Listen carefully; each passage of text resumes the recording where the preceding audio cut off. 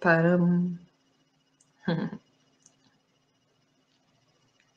Bonsoir, bonsoir Roméo. Bonsoir Caroline, bonsoir à la communauté de l'abondance. Bonsoir à toutes, bonsoir à tous. Bienvenue, merci d'être là. Avant de démarrer, comme d'habitude, nous allons procéder aux vérifications techniques. Est-ce que vous nous entendez bien? Est-ce que vous nous voyez bien? Un petit OK dans le chat serait le bienvenu. Merci. Le jour où j'animerai plus la communauté, cette phrase, elle me manquait, mais alors... Ok, Brigitte qui nous dit c'est ok, super, bah merci beaucoup. Bonsoir Aude, Suzanne, Isabelle, Claude, Brigitte, Oriane, Anne, Gladys, Marie, Brigitte. Je dis bonsoir à toutes les personnes qui ont dit quelque chose dans le chat, mais bonsoir à toutes, bonsoir à tous. Merci d'être là pour cette belle soirée autour donc de Roméo Cournal qui est coach intuitif et qui va nous expliquer comment manifester l'argent dont on a envie. Alors le mot envie, il est super important. Hein. C'est pas l'argent dont on a besoin, c'est l'argent dont on a envie. Alors ça, c'est quand même juste top. Donc, ouais, moi je trouve ça génial, quoi. Donc, bienvenue. Ça va être une soirée richissime, je pense. Roméo va nous apporter beaucoup de clés. Je vais te laisser te présenter. C'est la deuxième fois que tu viens partager au sein de la communauté de l'abondance et puis dérouler ton discours. Mais avant ça, donc ici, vous êtes au sein de la communauté de l'abondance qui a pour mission de permettre à ceux et celles qui le souhaitent de partager leur passion avec le monde et puis à ceux qui sont là dans le public de pouvoir trouver des clés pour pleinement se réaliser. Et puis peut-être un jour devenir intervenant au sein de la communauté. Et ça, c'est juste magique quand ça se produit. Quant à moi, je suis Caroline Aubert, la fondatrice de la communauté de l'abondance et je suis également consultante pour les coachs et thérapeutes qui veulent créer leur activité sur Internet et se développer, en sachant qu'Internet, c'est juste génial pour transmettre sa passion avec toutes les personnes qui souhaitent recevoir des choses de nous.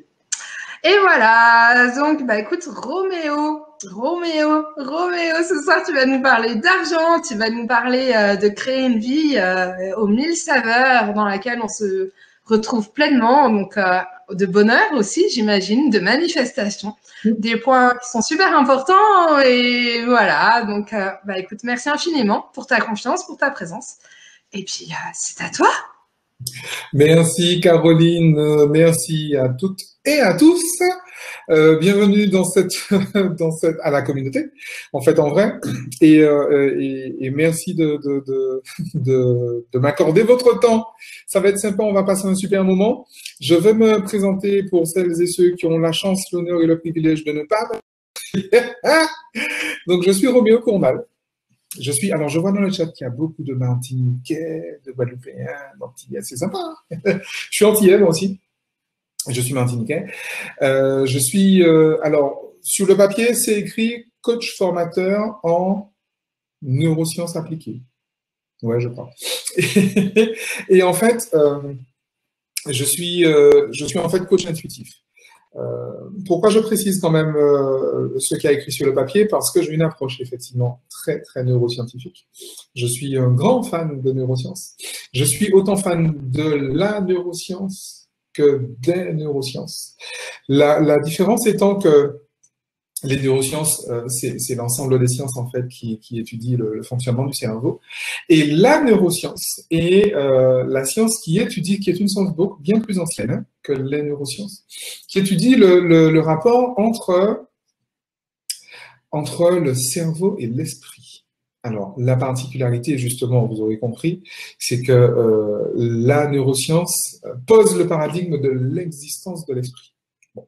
Après, c'est effectivement un paradigme, sachant que les neurosciences n'aiment pas trop parce que l'esprit n'est ni mesurable, ni vérifiable, ni prouvable, mais dans le même temps, on en fait tous l'expérience. Donc voilà, donc j'ai cette particularité de faire coexister les paradoxes. C'est aussi mon côté quantique puisque je suis également fan de physique quantique et en matière de physique quantique, on a cette particularité de faire coexister les paradoxes. Alors, aujourd'hui, pour commencer, je crois qu'il est intéressant de repartir sur le titre même de cette rencontre. C'est vrai qu'avec avec Caroline, il a été question de parler d'argent, il a été question de... Au début, je voulais appeler cette rencontre «Vaincre notre phobie de l'argent». Et je vais vous expliquer effectivement pourquoi tout à l'heure. Il s'agit, à mon sens, vraiment d'une phobie. Mais finalement, donc Caroline m'a dit, écoute, Roméo, on va faire un truc un peu plus positif. Donc, on va parler de gagner l'argent dont on a besoin.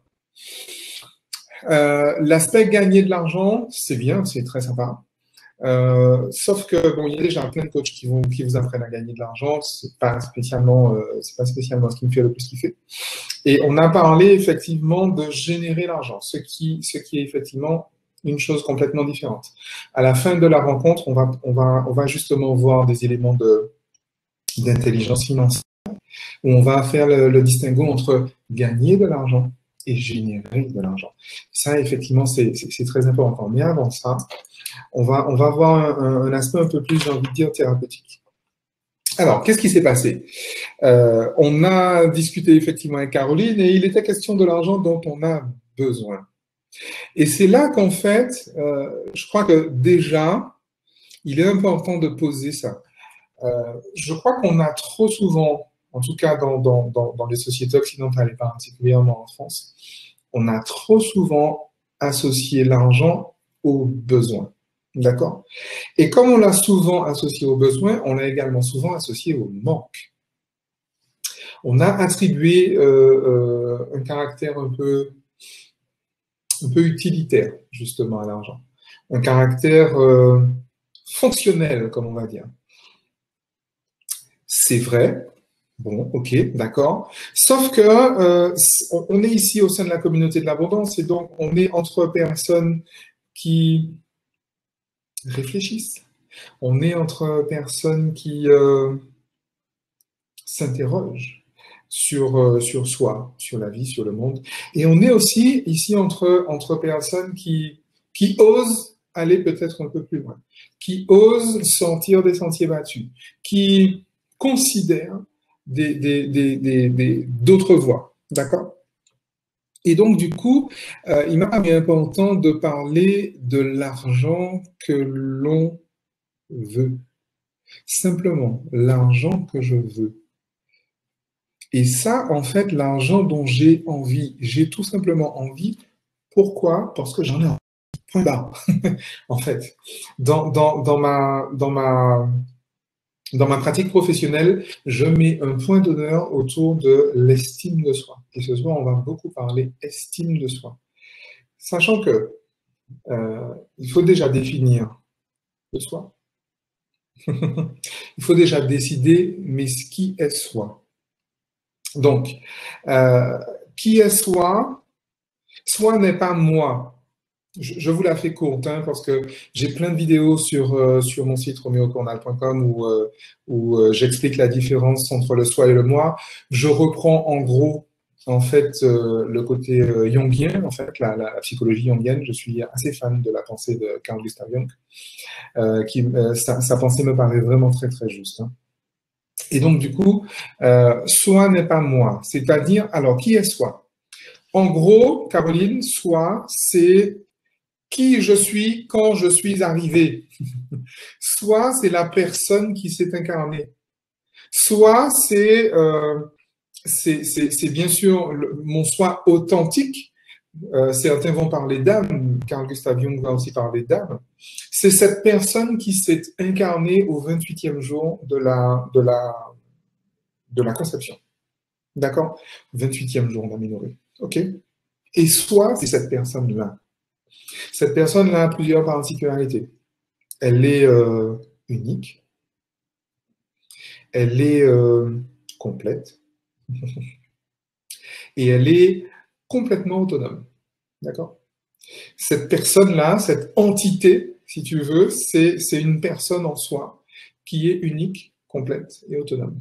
C'est-à-dire qu'elle est déjà, j'ai envie de dire, elle est effectivement en chemin, malgré tout. Elle est en expérimentation, mais elle est quand même unique. Elle est quand même complète et elle est quand même autonome. D'accord?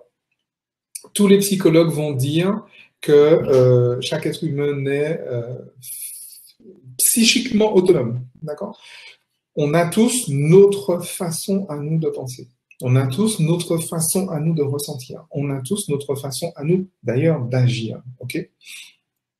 Et en fait, cette unicité-là, qu'est-ce qui va se passer? C'est qu'on va plus ou moins s'en éloigner à mesure de l'éducation. En tout cas, je parle vraiment pour la société, pour les sociétés occidentales, parce que dans les autres civilisations, ça ne se passe pas du tout comme ça. Donc, dans la civilisation, on va dire globalement la civilisation blanche caucasienne, ou les populations marquées par les codes de la civilisation blanche caucasienne, l'éducation va plus ou moins nous éloigner de notre soi véritable, va plus ou moins nous éloigner de qui nous sommes vraiment, de notre authentique self, d'accord? Et donc, cet authentique self, il va créer, pour survivre, il va créer un moi. Alors, pourquoi il crée un moi? J'ai dit que c'est pour survivre, d'accord? Il se trouve que autant nous sommes tous complètement uniques et complètement autonomes psychiquement, autant quand nous sommes venus, quand nous sommes nés, en tout cas, après, au moment de la délivrance, nous sommes complètement dépendants physiologiquement. Ok? C'est pas le cas partout dans la nature, hein, mais les êtres humains sont dépendants physiologiquement. Donc, un bébé a besoin de quelqu'un à l'extérieur pour justement survivre. Ok? Et donc, un bébé a besoin d'être nourri, il a besoin de boissons, il a besoin de protection, il a besoin d'habits, etc., etc. Mais il a surtout besoin d'actes. Il a besoin d'actes, c'est-à-dire, alors c'est une équation acte, hein, c'est A fois T. Il a besoin d'attention pendant un certain nombre de temps. Pendant un maximum de temps, ce bébé a besoin d'attention. Et un déficit d'attention, c'est ce qu'on appelle une blessure narcissique d'ailleurs, un déficit d'attention pendant un certain nombre de temps est mortel pour un bébé, il faut savoir. Hein. D'accord? Je ne vais pas revenir sur les expériences là-dessus, mais bon, un déficit d'attention est effectivement létal pour le bébé. Donc, que va faire justement le bébé pour s'assurer de toujours recevoir un maximum d'attention pendant un maximum de temps de la part des personnes à l'extérieur de lui? Eh bien, il va construire finalement un moi. Il va construire un personnage fictif. Personnage fictif, hein, d'accord? Fictif. Donc, un personnage faux. On appelle ça un faux self également. Il va construire un personnage superficiel, qui sera à la superficie de qui il est vraiment. Et il va construire un personnage qui est suradapté, puisque le but du jeu, c'est qu'il s'adapte à son environnement pour pouvoir survivre, parce qu'il a besoin de son environnement pour percevoir les subsides. D'accord? Et en fait, alors c'est très important cette histoire d'acte, parce qu'en réalité, coucou Darani, et ma frangine est là, de Guyane, et les actes, en fait, j'ai envie de dire que toute l'histoire de l'humanité tourne autour de ça, en fait, en vrai. La dernière fois qu'on s'est vu sur la communauté, on a parlé de relations toxiques, et on a bien vu qu'en fait, tout tournait autour de cette notion d'acte.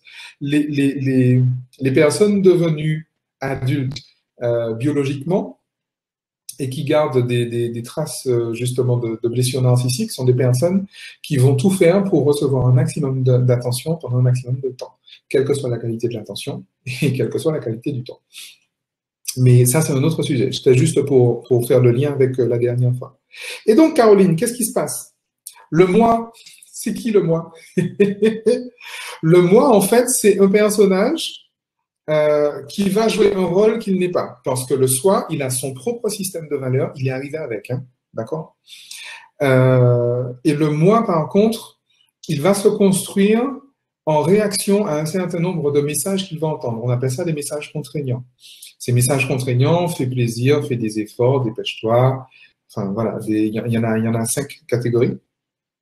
Et en fait, en gros, ces messages contraignants et l'éducation, finalement, que l'enfant va recevoir, va lui apprendre à gérer son espace, va lui dire comment gérer son espace, va lui dire comment gérer son temps, va lui dire comment gérer ses relations, et nous y arrivons, va lui dire comment gérer ses possessions.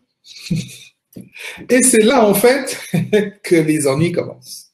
Et parce que, précisément, c'est là qu'on va apprendre, finalement, à gérer les possessions. C'est-à-dire qu'on va apprendre les peurs, les frustrations, le mensonge. On va apprendre un certain nombre de choses. C'est vraiment des apprentissages. Et en fait, par rapport à ça, ces apprentissages, effectivement, viennent au-delà, en fait, des transmissions généalogiques. Parce que nous avons tous un papa et une maman, a priori. Il y a peut-être, je crois que dans la communauté, il n'y a personne qui a été fabriqué bioniquement. Non. Tu m'as dit que tout le monde était à peu près naturel. Si, ok, c'est bon.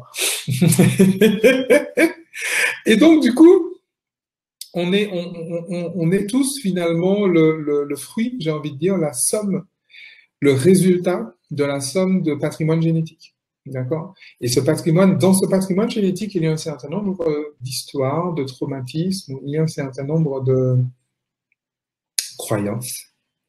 Et ça vient s'ajouter à la structure cognitive que nous avons fabriquée en fabriquant notre moi. D'accord?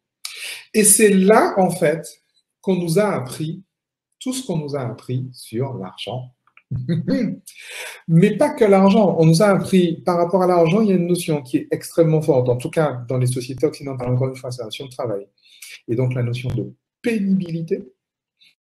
Et il y a aussi une notion un peu... il y a un jugement normatif qui est extrêmement fort.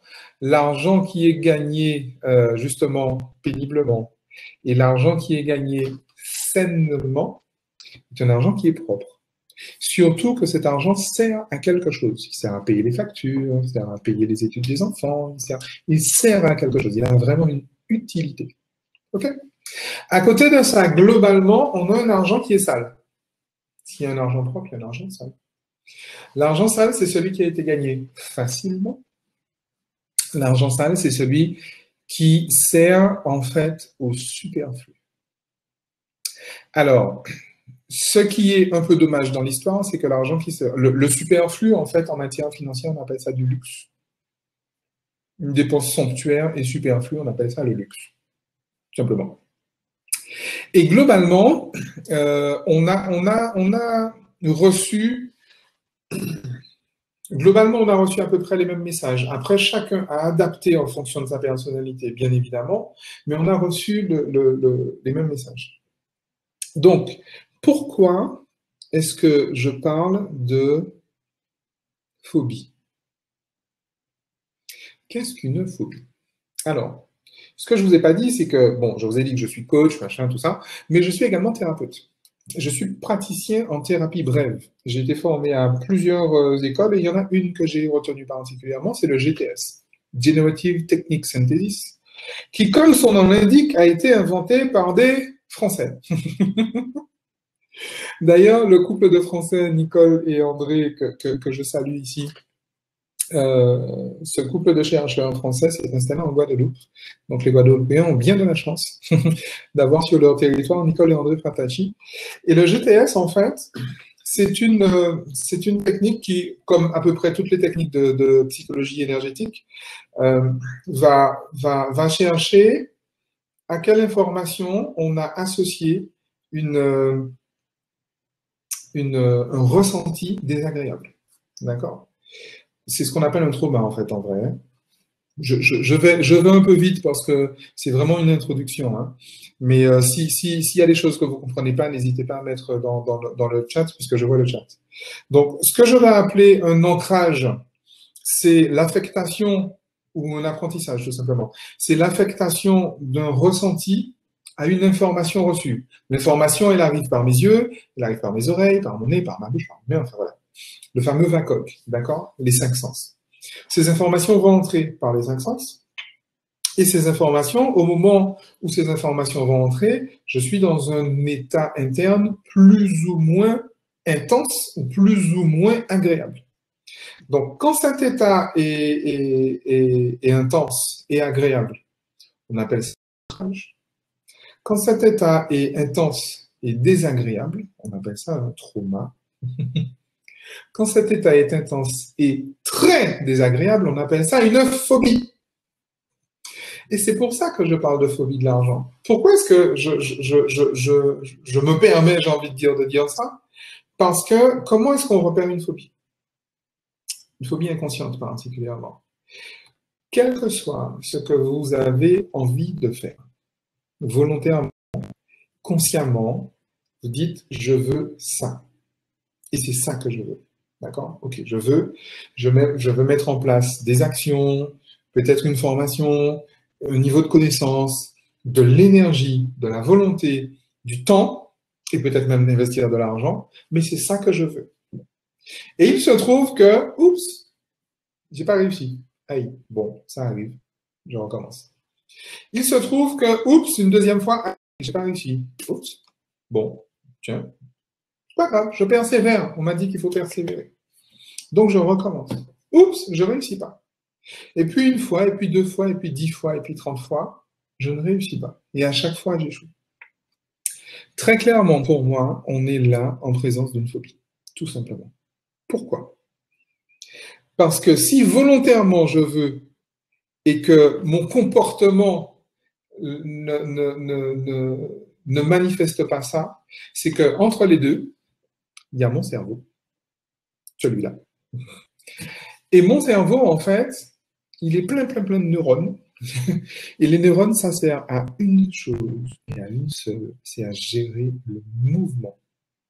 On ne vous le dit pas souvent, je sais. Même les neuroscientifiques ne vous le disent pas très souvent, mais les neurones, ça sert à gérer le mouvement.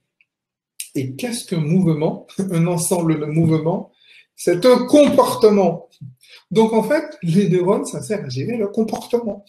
Simplement. Et en fait, le cerveau, il est là justement pour assurer un comportement qui va me permettre d'avoir une expérience de vie durable, en fait. OK? Il va me permettre d'échapper à la mort. Et c'est exactement ce que fait mon cerveau quand il met en place une réponse traumatique, quand il met en place une phobie. C'est exactement ce qu'il fait. Je prends un exemple. Bon, ça, c'est vraiment pour surtout si vous allez revoir en replay, vraiment, on est vraiment sur de la théorie, mais en réalité, c'est peut-être un peu rapide, mais c'est exactement, justement, c'est exactement le principe. Et justement, Sophie, alors, Sophie me demande si c'est de l'autosabotage. Non, Sophie, ça n'en est pas. Ça n'en est pas. Parce que si tu parles d'autosabotage, tu es en train de dire que la machine fonctionne mal. Or, la machine ne se sabote pas, pas du tout. Le cerveau est beaucoup trop parfait, en fait. C'est une machine qui a été faite, qui a été inventée pour ne pas se planter, pour ne pas se tromper, pour ne pas s'arrêter jusqu'à la mort clinique. Donc, ce n'est pas de l'autosabotage. Et c'est ça qui est très, très important. C'est de la protection. Je prends un exemple. Imaginez, alors tous les exemples que je prends sont inspirés de personnes que j'ai accompagnées. Dans le même temps, ça fait 20 ans que j'accompagne des gens, donc j'ai un peu de matière. Imaginez que vous ayez une personne, on va dire, dans les années... Tiens, allons prendre un truc connu. Début du siècle dernier, fin des années 20, États-Unis, par exemple. D'accord? À l'époque de Napoléon Hill, pour les adorateurs du genre. En 1929, il se passe Jeudi Noir. Jeudi Noir, krach boursier, le gros machin, le gros truc, le gros bordel, en fait. D'accord? Jeudi Noir, ça a été un immense traumatisme pour tout le monde, et particulièrement pour des gens qui ont été tellement traumatisés qu'ils en sont morts. Et ils en sont morts comment? Ils se sont jetés par les fenêtres. D'accord? Un certain nombre de personnes ont été énormément dépossédées. Donc, ce sont des personnes qui étaient des gros possédeurs, qui étaient à la tête de fortune. Et par rapport justement à ce jeudi noir, il y a eu énormément de suicides. D'ailleurs, d'un point de vue purement architectural, les fenêtres anti-suicide, pas anti-panique, mais les fenêtres anti-suicide existent depuis 1929, faut savoir. dans les grands gratte-ciel, là, les machins. Comme ça, on a inventé les fenêtres anti-suicide. Okay? Et le principe, c'est que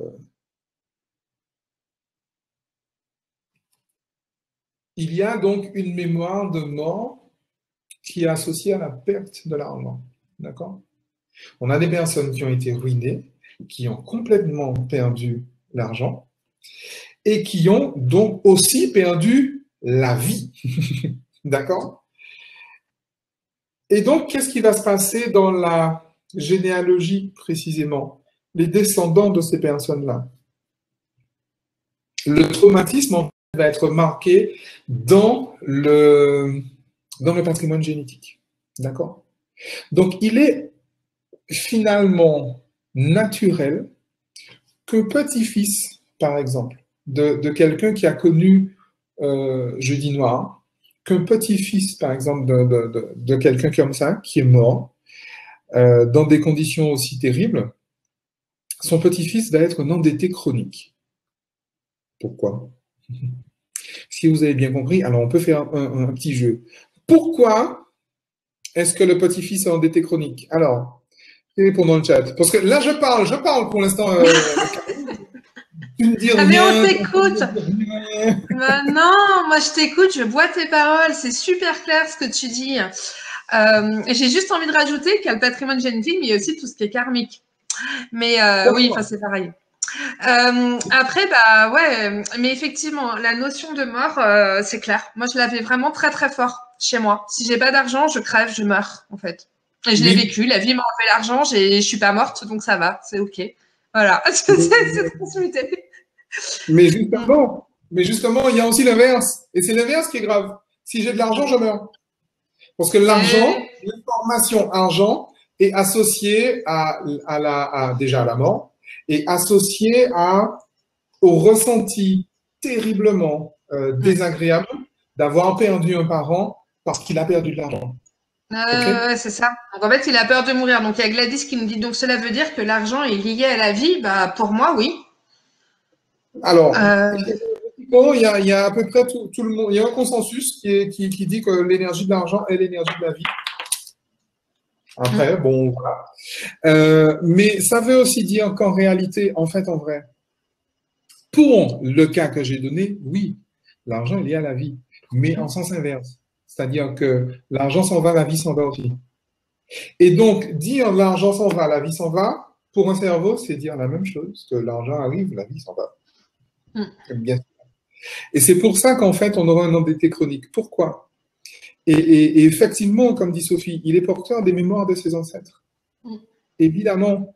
C'est-à-dire que le cerveau a enregistré mort, angoisse, mortifère, argent, ruine. D'accord? Donc finalement, s'il ruine également avec l'énorme peur qu'il y a dedans, ok, le cerveau va conclure que la ruine entraîne la mort. Et en plus, ça fait mal. C'est un trauma, en fait, parce qu'il y a un ressenti extrêmement désagréable autour de ça. Il y a une psychose énorme, en plus, qui a été partagée par une bonne partie de la population, d'accord? Et qu'est-ce qui va arriver? Qu'est-ce qui va arriver? Pourquoi est-ce que l'arrière-petit-fils va se retrouver endetté chronique? Parce qu'il ne veut pas mourir. Mais oui, parce qu'il ne veut pas mourir. Alors, le chemin, c'est quoi? Si j'ai de l'argent. Si j'ai de l'argent, je meurs. Non, c'est pas si j'ai de l'argent, c'est si je perds de l'argent. La ruine, puisque grand-père a été ruiné, il en est mort. Ouais. Donc, ruine égale mort. Donc, la ruine, ça tue. Oui. Quel est le meilleur moyen de se préserver de la ruine? De ne pas avoir d'argent. Absolument. Et quel est le meilleur moyen de ne pas avoir d'argent? D'être endetté chronique. Vendre des dettes. Et voilà. Exactement. Exactement. C'est exactement ça. C'est exactement ça. C'est précisément ce genre de schéma et je le retrouve. J'ai donné une caricature et en plus j'ai pris volontairement un exemple qui nous est peut-être un peu loin, la crise de 29. Mais en fait, en vrai, j'ai ça dans énormément de cas, des personnes que j'accompagne. Avec en plus, vous avez remarqué que je suis entier. Ça fait 3 fois que je le dis ce soir. Et il y a beaucoup d'afro-descendants manifestement. avec en plus la mémoire collective, la mémoire karmique dont tu parlais tout à l'heure, et la mémoire la généalogie collective, par exemple, du passé colonial. D'accord? Et ça compte énormément. Ça compte vraiment, vraiment énormément. Donc, en fait, nos incapacités, finalement, de prospérer, de générer de l'argent et de bien en vivre, sont liées à des traumas personnels et des traumas collectifs, des traumas karmiques, et j'ai envie de dire nationaux et même mondiaux, en fait. D'accord? C'est-à-dire que nous pouvons être en contact avec, personnellement, avec des mémoires justement très désagréables liées à l'argent.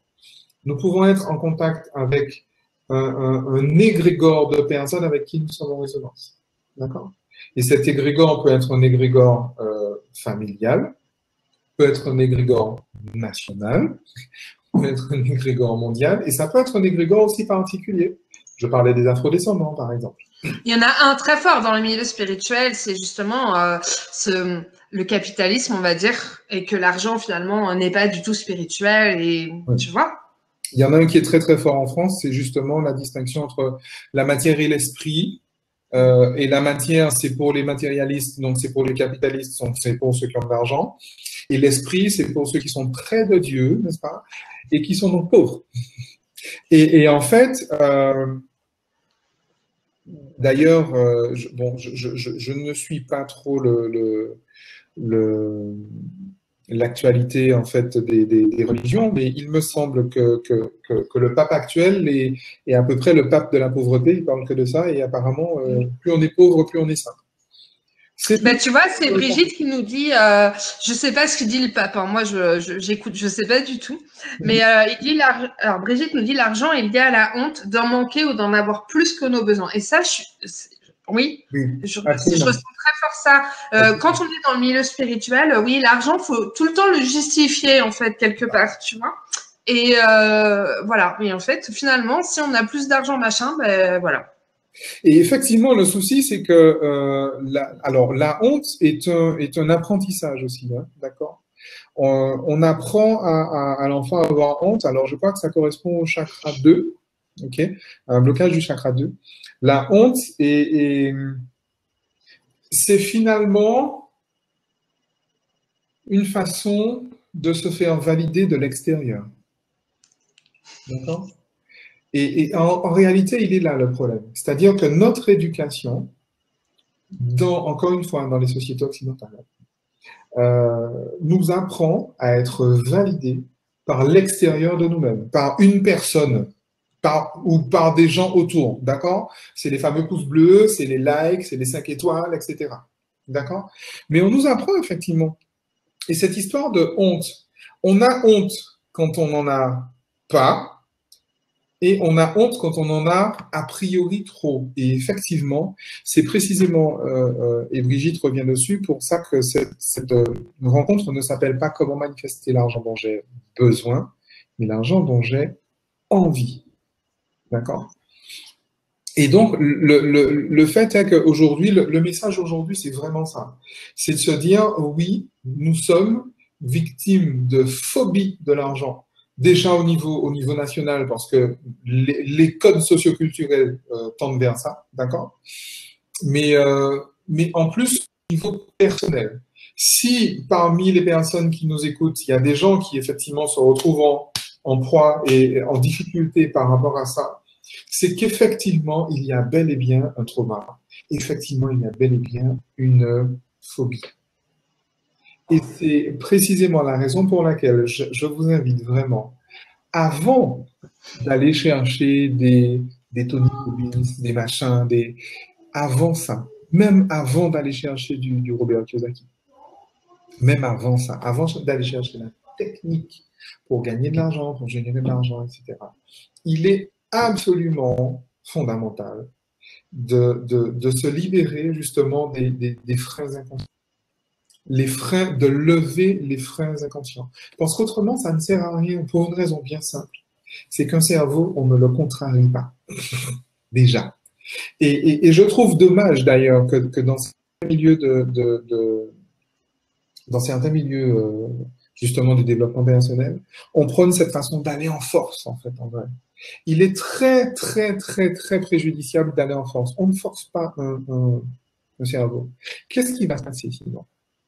Il va se passer, je vous ai dit parce que en fait les techniques, le problème des techniques qu'on vous apprend, c'est qu'elles fonctionnent.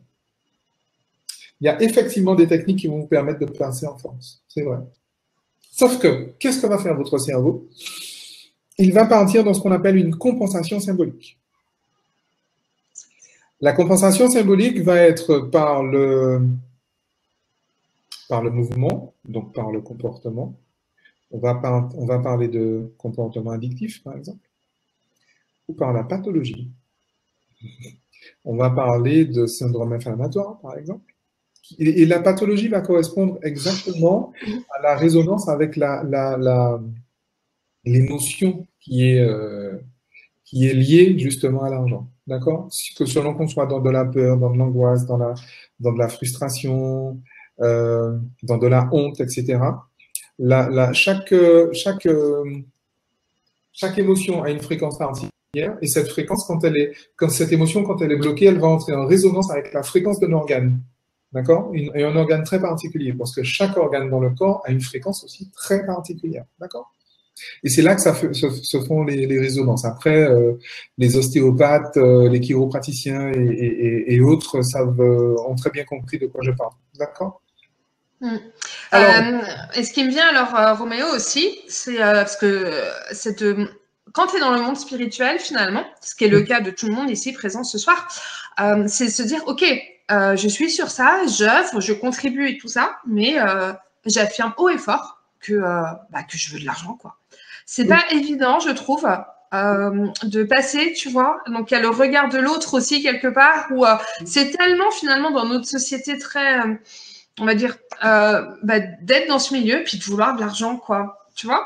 Et je trouve que, du coup, c'est très compliqué de se positionner. Moi, je cache pas, je veux du fric, quoi. Enfin, voilà, je veux que tout le monde en ait, en fait. Bien sûr. Mais en tout cas, moi, je veux en avoir, et j'aime ça, simplement. Et c'est très bien. Et je respecte les personnes qui n'en veulent pas, hein, pour le coup. Je trouve ça très bien. Ce qui est extrêmement important, c'est l'histoire d'estime de soi et de validation intérieure. J'ai parlé tout à l'heure de blessure narcissique. Un blessé narcissique, c'est quelqu'un qui a besoin et qui va justement mettre en place toute une stratégie pour recevoir un maximum d'attention de la part de quelqu'un d'autre. Ok? Le blessé narcissique est un enfant émotionnellement. Parce que l'enfant peut porter une blessure narcissique, mais pas l'adulte. Parce que précisément, l'adulte, quand je dis l'adulte et l'enfant, je parle au niveau émotionnel. L'adulte émotionnel, c'est précisément celui qui ne porte pas de blessure narcissique parce qu'il n'a pas besoin de recevoir d'attention de la part de l'extérieur de lui. Ça ne veut pas dire qu'il est dans le rejet, ça veut dire qu'il n'a pas besoin d'être validé par l'extérieur. Okay? Il n'a pas besoin de ça, ni consciemment, ni inconsciemment. Okay? Maintenant, la notion de blessé narcissique, c'est très, très... Encore une fois, c'est hyper fort. On aurait pu faire une rencontre rien que sur ça. Je vous dis, la vie du monde tourne autour de cette notion-là.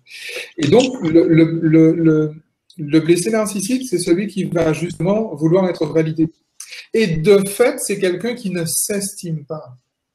Parce que l'estime de soi suppose que je sais qui est soi, okay, et que je passe beaucoup de temps à accorder beaucoup d'attention à soi. C'est ça. D'accord? Alors, j'ai quelques méthodes là-dessus. Moi, je préconise que chacun découvre finalement son système de valeurs, le système de valeurs avec lequel il est arrivé. Ce même système de valeurs qui s'est incarné au 28e jour de la gestation, de la conception. Ce système de valeurs-là, ce soi authentique, il y a moyen de le retrouver.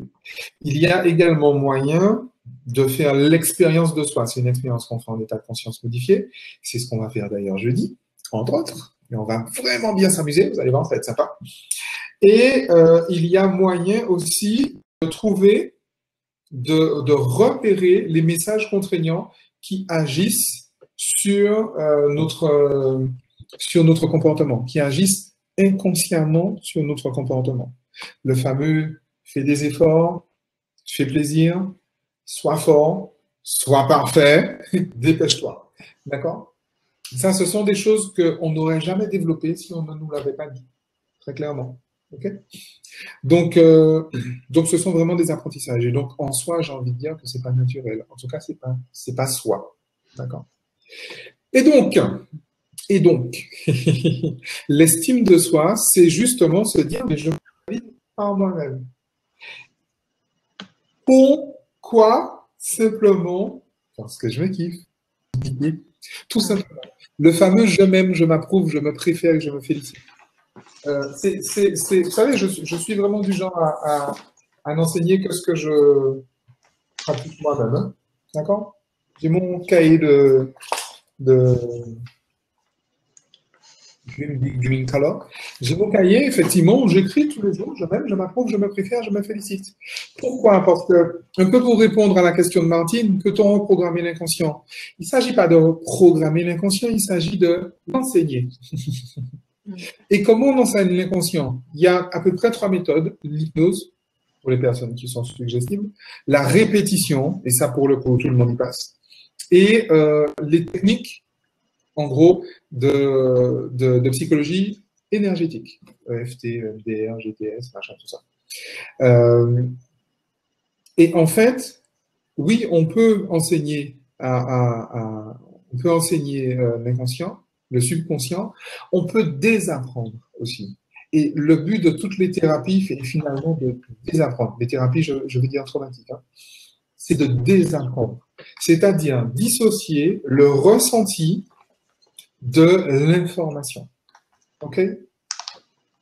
Et le gros avantage, en fait, en vrai, de l'estime de soi et donc de se valider, de se reconnaître et se valider que par soi-même, c'est que précisément, on peut arriver, on fait des choses simplement parce qu'on kiffe, en fait, en vrai. On a beau être spirituel, machin, tout ce que vous voulez. D'accord, les gars, ok, mais il n'y a pas de souci. Mais si j'ai envie simplement de kiffer, et simplement pour kiffer, parce que ça me fait kiffer, et que personne n'en profite, et alors, on s'en fout, en fait, en vrai. On s'en fout. Et je rencontre encore trop de personnes qui sont encore dans cette culpabilité, en fait, en vrai. Et j'en ai rencontré d'ailleurs beaucoup chez ce qu'on appelle le phénomène des nouveaux riches. Parce que j'ai eu l'opportunité également d'accompagner des personnes qui étaient relativement fortunées. Et il n'est pas rare, en fait, de voir des personnes qui cultivent une certaine culpabilité, en fait, en vrai. Donc, elles vont se lancer dans du caritatif, elles vont se lancer dans de l'humanitaire, des choses comme ça, mais c'est pas par un trip, en fait. C'est par culpabilité inconsciente. J'ai de l'argent, je peux pas le garder pour moi, donc je vais donner aux autres. Okay? Je dis pas que c'est le cas de tout le monde. Hein. Je dis pas que c'est le cas de tout le monde. Encore une fois, je ne juge jamais des actes. Jamais. Et j'ai bien conscience qu'un acte qui est posé, en fait, en lui, ne vaut rien. L'action ne donne jamais de réaction. Notez bien ça. L'action ne donne jamais de réaction. Malgré ce que vous dit Tony Robbins et tous les autres, l'action ne donne jamais de réaction. Parce qu'on ne l'a pas fait pour ça, figurez-vous. On ne l'a pas fait pour ça. C'est l'intention qui va produire la réaction. La preuve, 2 personnes vont poser la même action. L'expérience de vie, le retour sera complètement différent d'une personne à l'autre. Pourquoi? Parce que l'intention n'était pas la même. Alors, qu'est-ce qu'une intention? L'intention n'a rien à voir avec la volonté. Pas du tout ça. L'intention, c'est l'état mental dans lequel je suis, l'état interne dans lequel je suis au moment où je pose l'action. C'est ça, en fait, mon intention. C'est ça, c'est mon discours interne. Et ce discours, il peut être inconscient, c'est vrai. Et comment, alors vous allez me dire, ouais, mais comment on fait pour connaître son intention? Ben, regardez la réaction, tout simplement. Oui. L'extérieur n'est que le reflet de notre intérieur. Évidemment. Bien évidemment, bien évidemment. Alors, c'est vrai qu'on le répète à tout bout de champ, mais j'ai l'impression que beaucoup n'ont pas pris la mesure de ce que ça veut dire. Bah, entre le dire et le comprendre mentalement et le vivre pleinement dans son corps, il y a tout un chemin. Hein. Ben, et l'accepter, oui, oui, oui. Et alors, il y a une autre loi qui est importante, en fait, une autre loi naturelle dans l'histoire. Je remercie Cécile pour sa remarque. On voudrait que tout le monde ait autant de chances que soi. Ah bon? Pourquoi? Parce qu'on est généreux et qu'on vit sur Terre et qu'on est une fraternité de cœur et qu'on est tous là pour s'entraider. Raté. Bah, moi, c'est ce que je crois. Oui, non. Le souci, c'est que si je veux, alors, et là, je reprends, une très très belle phrase de Laurent Lévy. Le désir proclame le manque. Si je veux que tout le monde ait autant de chances que soi, je suis en train de dire que tout le monde n'a pas autant de chances que soi. Et c'est ça qui est l'erreur. C'est ça qui est faux, en fait. C'est précisément ça qui est faux. Parce que précisément, c'est déjà le cas. Tout le monde a autant de chances que moi. Tout le monde. Une femme qui est née en Afghanistan ou une gosse de riche qui est née dans le 16e arrondissement. Tout le monde a autant de chances.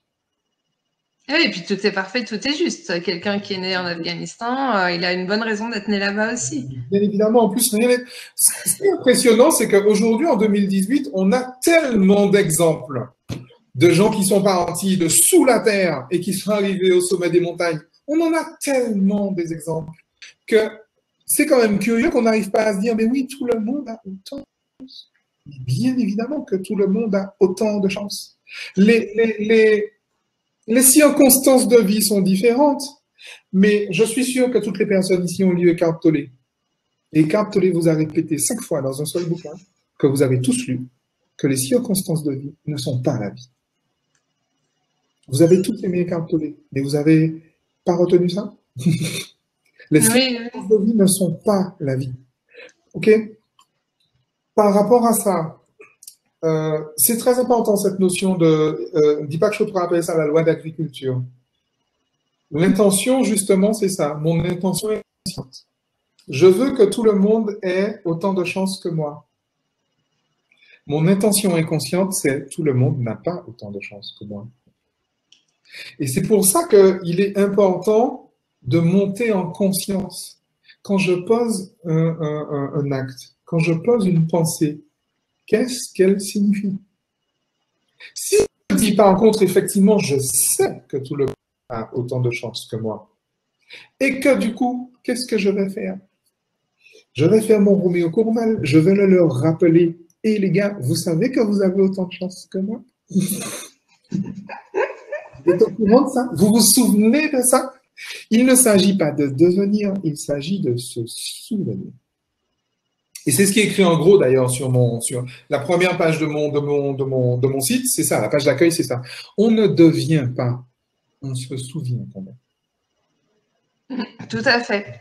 Connais-toi toi-même et tu connaîtras l'univers et les dieux et tout est en nous. Mais tu vois, il y a Gladys qui dit, mais les personnes qui sont parties depuis sous terre et percent le sommet ne sont que très peu nombreuses.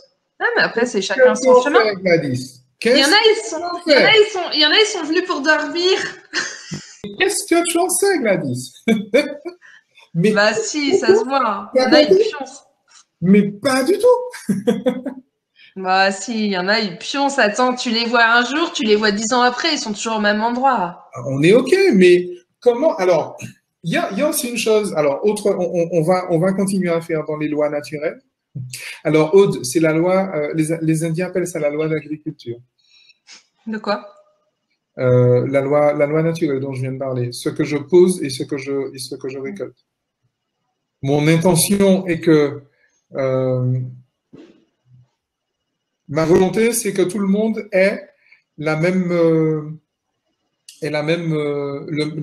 même nombre de chances, c'est ça? Et autant de chances. Mon intention, en fait, en vrai, et que les gens n'ont pas les mêmes chances, n'ont pas autant de chances. D'accord? Et en plus, justement, je mets une notion d'insatisfaction là-dessus. C'est pour ça d'ailleurs que je veux changer ça. Ouais, mais c'est la blessure d'injustice aussi. C'est Voilà. Cécile, je crois. Mais c'est clairement ça. Hein. Donc, je plante en terre un ressenti et une pensée. Insatisfaction, inégalité. Pourquoi ça s'appelle agriculture? Parce que si je plante une graine d'insatisfaction, je vais manger 100 000 fruits de satisfaction. Nous sommes ici dans la communauté de l'abondance et la vie est abondance. Il n'y a pas un seul arbre qui porte un seul fruit. Quand on plante une graine, on mange 100 000 fruits. Oui, complètement. Autant savoir les reconnaître aussi. Ah, mais d'où le niveau de conscience, justement. Et on est là pour ça, en fait. Tu vois, il y a Pauline qui dit quelque chose que je trouve très juste, mais je sais que tu vas me contredire. Alors voilà, mais Pauline qui dit élève de différentes âmes. Et je suis désolée, mais pour moi, sur Terre, il y a des âmes avec différentes âges. Il y a des âmes qui sont toutes jeunes et des âmes qui sont hyper évoluées. Bien entendu. Et j'ai tout à fait conscience que les gens de la communauté de l'abondance, ce sont des âmes ultra évoluées. En tout cas, qui s'édifient l'une l'autre, en fait, en vrai. C'est vrai qu'il y a des gens qui n'ont pas le niveau de conscience, bien évidemment, qui n'ont pas le même niveau de conscience que nous, peut-être ici, d'accord? Mais c'est précisément pour ça qu'on témoigne, c'est précisément pour ça qu'on donne l'information. Et les gars, souvenez-vous que... Et ben, donc, tu es bien d'accord, Roméo, qu'à partir du moment où on a un certain niveau de conscience, on a quand même quelque part, même si on le fait inconsciemment, parce qu'aujourd'hui, franchement, tout ce que je fais, je transmets beaucoup, mais c'est parce que ça me fait kiffer. Enfin, j'adore ce que je fais, quoi, tu vois. J'attends rien. Et il y a une période où j'étais, oui, il faut absolument transmettre, non. Aujourd'hui, moi, je veux juste kiffer ma life. Oui, très clairement, très clairement. Mais quand même, au fond de nous, on a quand même quelque part un appel qui est là de transmettre simplement par qui on est, quoi, tu vois. Oui, mais encore une fois, tout dépend de l'intention. Transmettre, il n'y a aucun souci, parce qu'on ne peut pas ne pas transmettre. Tu as remarqué que, regarde l'ampoule qu'il y a derrière moi. La lumière ne peut pas ne pas passer. Ouais. Tu vois ce que je veux dire? Par contre, si je transmets, quelle est l'intention quand je transmets? Je transmets parce que, ah non, ce ne serait pas responsable de ma part de laisser les gens dans l'ignorance. Non, ça, c'est pas bien. Franchement, moi, je sais, les autres ne savent pas. Non, ça, c'est pas bien. Culpabilité. Et là, le retour sera forcément qu'on va m'accuser. Forcément. Et on va m'accuser de quoi? Exactement finalement, de me la raconter. En fait, de me croire supérieur. Puisque c'est précisément ce que je pense. Je pense que j'ai effectivement un niveau d'information que l'autre n'a pas, et par culpabilité, je vais lui donner pour ne pas le laisser. Le pauvre, je ne vais pas le laisser dans la merde, c'est pas vrai. Et donc, du coup, je vais poser un acte qui est motivé par cette motivation de culpabilité, par cette intention de culpabilité. Résultat, on va m'accuser. Mais si je pose le même acte, je transmets pourquoi? Pour kiffer, parce que ça me fait kiffer, moi, de transmettre. Carrément. Le retour n'est pas du tout le même. L'expérience de vie n'est pas du tout la même, je vous garantis. Oui, non, mais complètement. Et puis, de toute façon, on peut pas savoir à la place des autres. Voilà, chacun son chemin, chacun sa truc. Être à l'écoute, rentrer en empathie, être dans l'accueil de la personne, oui, mais point, quoi. Très clairement, très clairement. Et donc, en fait, en vrai, qu'est-ce qui se passe? Parce que le but du jeu, c'est comment on fait? Bon, comment on fait pour créer du fric, là, s'il te plaît? Comment on fait pour créer du fric? Là, tout de suite, maintenant. Là, tout de suite. Je vais répondre d'abord à... penses-tu réellement que nous sommes tous égaux? Non, et heureusement. Nous sommes tous uniques.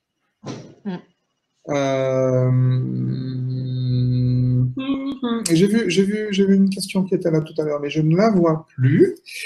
Cécile qui dit est-ce que c'est toxique tout ça? Qu'est-ce qui est toxique, Cécile? Tu penses vraiment que tu as une influence quelconque sur quelqu'un? Franchement. Tu te la racontes un peu. Tu penses vraiment que quelqu'un a une influence sur toi? Franchement. Il faut revoir. Il faut revoir. Le principe, c'est que est-ce qu'il est toxique? Finalement, cette phrase qu'a dite Nelson Mandela, en brillant de ma propre lumière, je donne l'opportunité à l'autre d'en faire autant. D'ailleurs, c'est la seule façon de permettre à quelqu'un de briller de sa propre lumière. C'est pas lui donner la flamme, hein. C'est lui rappeler qu'il a sa flamme. Est-ce que c'est toxique tout ça? C'est à toi d'en décider. Tout ce que tu crois est vrai. Tout ce que tu crois est vrai. Et c'est le cas pour tout le monde. Et c'est pour ça que jamais je n'essaie de convaincre qui que ce soit. Il y a un philosophe que j'aime bien qui s'appelle Arthur Schopenhauer, qui a dit que toute vérité est perçue comme stupide, puis comme dangereuse, puis comme évidente. Et c'est là que je me dis, bon, Arthur, t'es sympa, t'as juste oublié un truc. C'est que ton histoire de temps là, ça n'existe pas. Donc, sans aucune chronologie et dans le parfait présent, il existe un point de vue à partir duquel ce que je viens de vous dire est juste évident. Il existe un autre point de vue à partir duquel ce que je viens de vous dire est dangereux.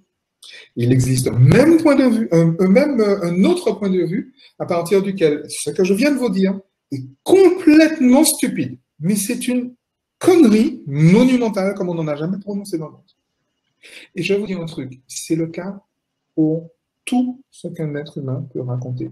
La Bhagavad Gita, Mein Kampf, c'est pareil. Vous pouvez dire ce que vous voulez.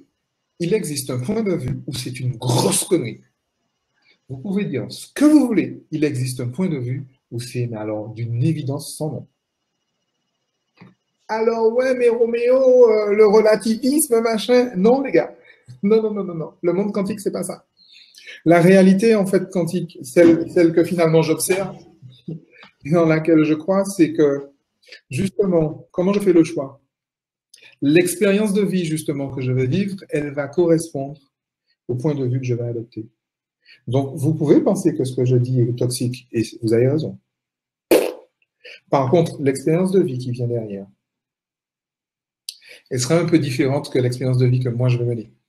Et je préfère la mienne, en fait, en vrai. C'est ça le truc, c'est ça la particularité. Et encore une fois, c'est le cas pour tout ce qu'un être humain peut penser. Tout, absolument tout.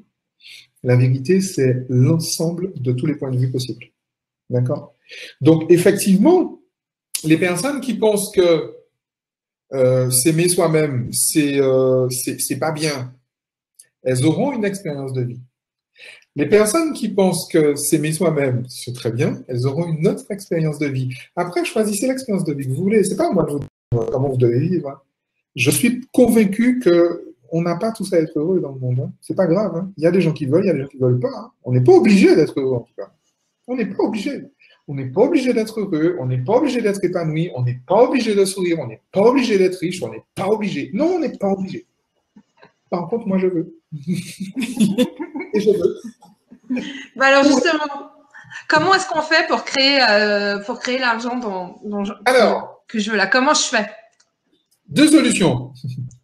Une démarche, j'ai envie de dire, un peu newtonienne, hein, un peu rationnelle. On va s'entraîner à.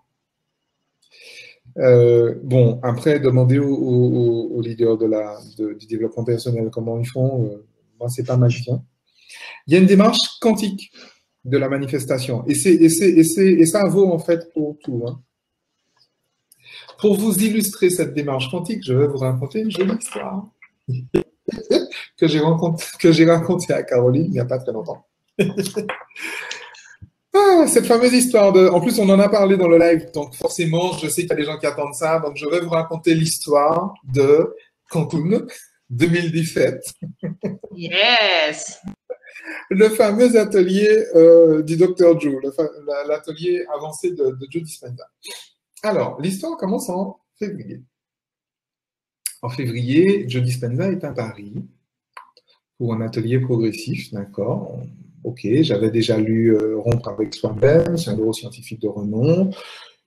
Il me semble complètement correct et j'ai envie de découvrir justement son plus à fond, sa science, j'ai envie de dire.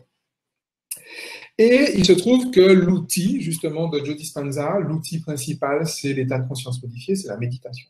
Bon, je me dis, tiens, pourquoi pas? Et je vais voir.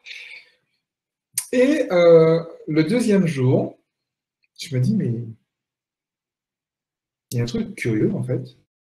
J'ai l'impression que le gars est en train de dire que l'acte créateur, c'est la méditation. Je me dis, c'est bizarre cette histoire. À l'époque, je n'étais pas non plus un super méditant, quoi. Je me dis, c'est curieux cette histoire de méditation, là. C'est bizarre. C'est bizarre. L'acte créateur n'est pas la méditation. Je veux dire, je fais, et puis j'ai des résultats. Enfin, voilà. Même je pose une intention, et puis voilà, ça.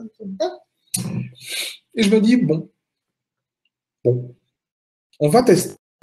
On va tester. Et c'est vrai que Joe Dispenza a une méditation guidée qui s'appelle se connecter à de nouveaux potentiels. Donc le principe, c'est quoi? C'est que dans le champ quantique, il existe tout, T-O-U-T, et dans tout, il n'y a rien qui ne soit dans tout. D'accord? Il existe toutes les possibilités. Et le scientifique Philippe Guillemont dit que en fait, le futur est déjà réalisé. Et en fait, tous les futurs sont déjà réalisés. Je vous invite vraiment à regarder les travaux de Philippe Guillemont si vous êtes un peu scientifique, parce que c'est vrai que c'est un chercheur au CNRS. Peut-être que Joe Dispenza, c'est peut-être plus accessible, c'est plus écrit en français courant. Et donc, le principe, c'est d'observer une réalité quantique, une possibilité. C'est simplement de l'observer. À aucun moment, on ne fait une demande. On ne demande absolument rien. Après, ça se comprend, parce que d'un point de vue purement quantique, si je demande, je suis en train de dire que je n'ai pas. Et si je n'ai pas, je plante en terre que je n'ai pas, je vais manger 100 000 fruits que je n'ai pas. D'accord? Et donc, la fameuse loi d'agriculture de Hodja. Donc lui, il dit, voilà, après il a une méthode, hein, en gros, on observe une réalité qu'on a définie soi-même. Parce que finalement, ce qu'on veut, c'est juste une possibilité. Et si en plus j'y ai pensé, c'est qu'elle existe. OK? Et donc je me suis dit, bon, ben écoute, on va tester. On va tester. Il a prévu un stage avancé 4 mois plus tard à Cancun. Je me suis dit, bon, ok, je vais aller à Cancun. Depuis le temps que je rêve d'aller à Cancun, il n'y a pas de souci. Sauf que acheter un billet d'avion, prendre et acheter une place pour le séminaire, c'est pas très. Voilà, c'est à ma portée, ça va.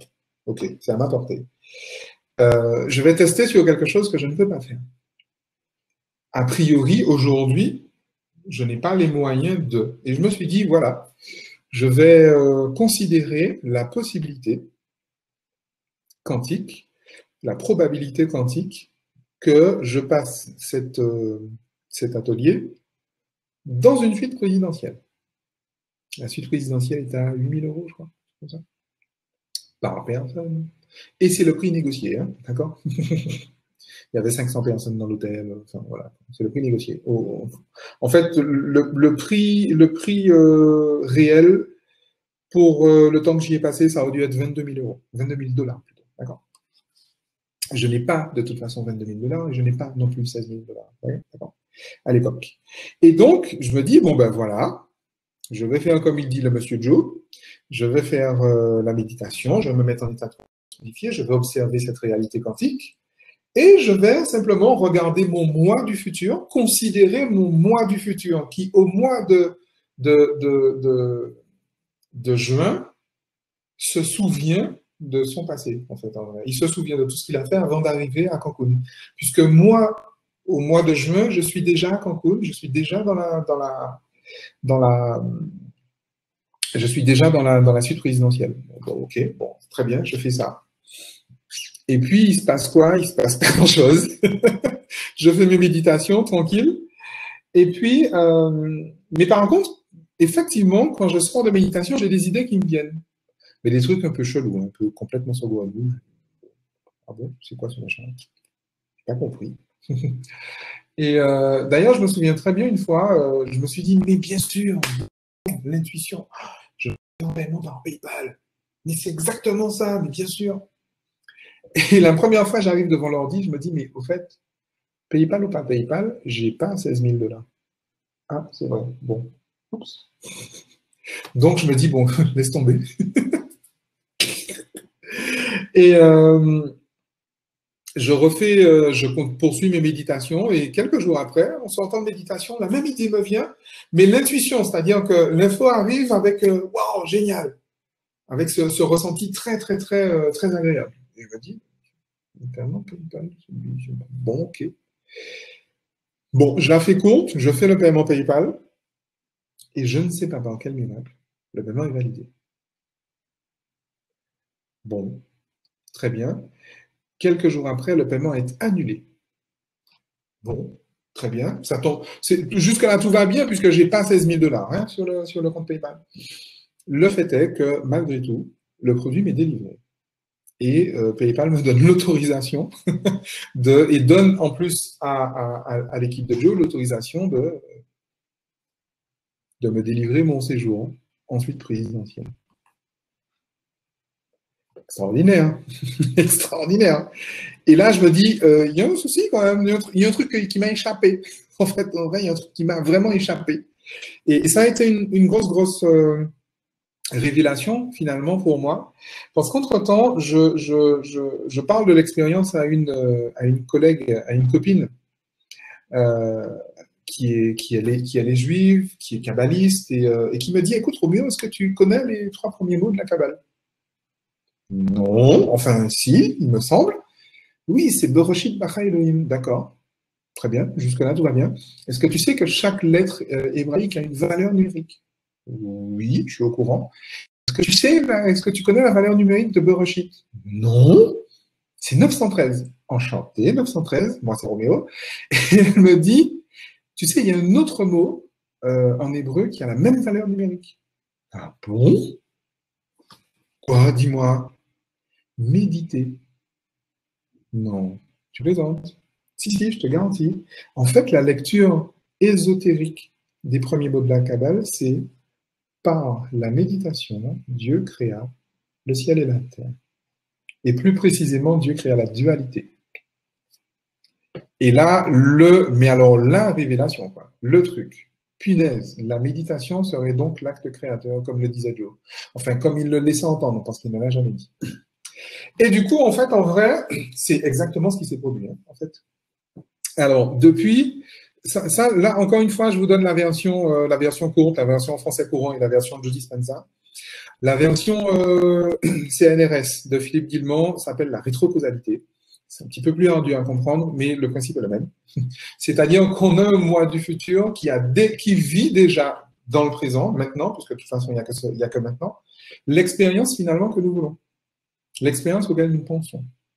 Et c'est ce moi, en fait, qui se souvient de ce qu'il a fait entre aujourd'hui et le futur. D'accord? Pour que les choses soient claires. Alors, est-ce que ça peut être un peu bizarre, un peu chelou, donc n'hésitez pas dans le chat à me dire, parce que j'ai l'impression que depuis, il y a des gens qui... Non, mais par contre, moi, ça me donne envie de partager un truc, tu vois. Hier, il y a un truc qui me prenait franchement la tête, mais vraiment. Et tu sais, du coup, j'arrêtais pas de penser à ça, et ça me saoulait. Et à un moment, j'en avais juste marre. J'ai dit, mais non, ça suffit, stop. Et cette énergie, en fait, qui était là, tu vois, dans ma tête, ben, consciemment, hein, ça m'a demandé un effort. Je l'ai remise dans mon corps. J'ai dit, maintenant, c'est moi, je me nourris de ça et tout, tu vois. Je l'ai remené. Eh ben, ça n'a pas traîné. Ça a été débloqué, le truc. Qu'en fait, c'est juste aussi vibrer sur la fréquence qu'on veut voir se manifester, en fait. C'est incarner son moi du futur dans le présent. Clairement, clairement. Et c'est finalement ce souvenir que je peux aujourd'hui.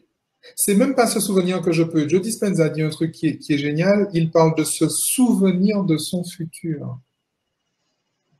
Et c'est exactement le principe de la rétrocausalité des physiciens.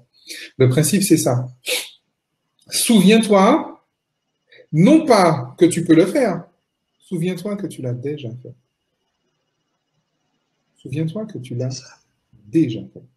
Et alors, ça peut paraître, encore une fois, bizarre, mais figurez-vous que l'entraînement mental des sportifs de haut niveau, c'est exactement la même chose, en fait, en vrai. Je vous explique. On a tous vu un coureur qui fait ça. On l'a tous vu, ça. On se souvient qu'André Agassi tapait sa raquette sur ses talons avant de faire un service gagnant. Ça, ce sont des ancrages, en fait. C'est-à-dire que dans la préparation mentale de sportifs de haut niveau, on va tremper, j'ai envie de dire, son corps dans la vibration de j'ai déjà gagné. J'ai gagné. Comment je me sens après avoir gagné? Okay? Et mentalement, on va faire le sportif vivre l'émotion, le ressenti intérieur de j'ai gagné. Okay? Et cette émotion, en fait, on va l'ancrer par un geste. Ça, c'est de la PNL pure. Hein? Okay? Il se trouve que pour un certain Hussein, c'est ça le geste. Et c'est pour ça que quand il a gagné, il fait toujours ça. Sauf que ce geste-là, il l'a fait 3000 fois alors, on n'appelle pas ça des répétitions, on appelle ça des entraînements pour les sportifs. Il l'a fait 3 fois. Et en plus, il l'a fait, mais alors tout doucement, un peu comme du Qigong. Tout doucement. C'est-à-dire que son corps connaît millimètre par millimètre l'effet que ça fait. Surtout que quand il fait le geste, il a le ressenti intérieur, justement, qui correspond à j'ai gagné. C'est pour ça qu'il gagne 1 fois. Il gagne 2 fois. Il gagne 6 fois. Il gagne 10 fois. Parce qu'en fait, s'il a entraîné son corps à quelque chose, c'est à se souvenir de ce que ça fait quand on a gagné. C'est à se souvenir qu'il a déjà gagné. Et en fait, quand il arrive, quand il est dans les starting blocks, son corps a déjà gagné. Il a déjà gagné. Et d'ailleurs, j'ai eu l'occasion d'accompagner une athlète, enfin plusieurs, mais une en particulier qui est devenue vraiment une très grande amie. Et elle m'a dit, toutes les fois où j'ai gagné, championne d'Europe, championne du monde, toutes les fois où j'ai gagné, ce jour-là, je suis arrivé dans le meeting ou dans la compète et je me dis, ça c'est pour moi. Cette course-là, c'est pour moi. Quelles qu'ont été les conditions de sommeil, de machin, de trucs, même peut-être l'entraînement, elle s'est pris la tête avec l'entraînement, bon, on s'en fout.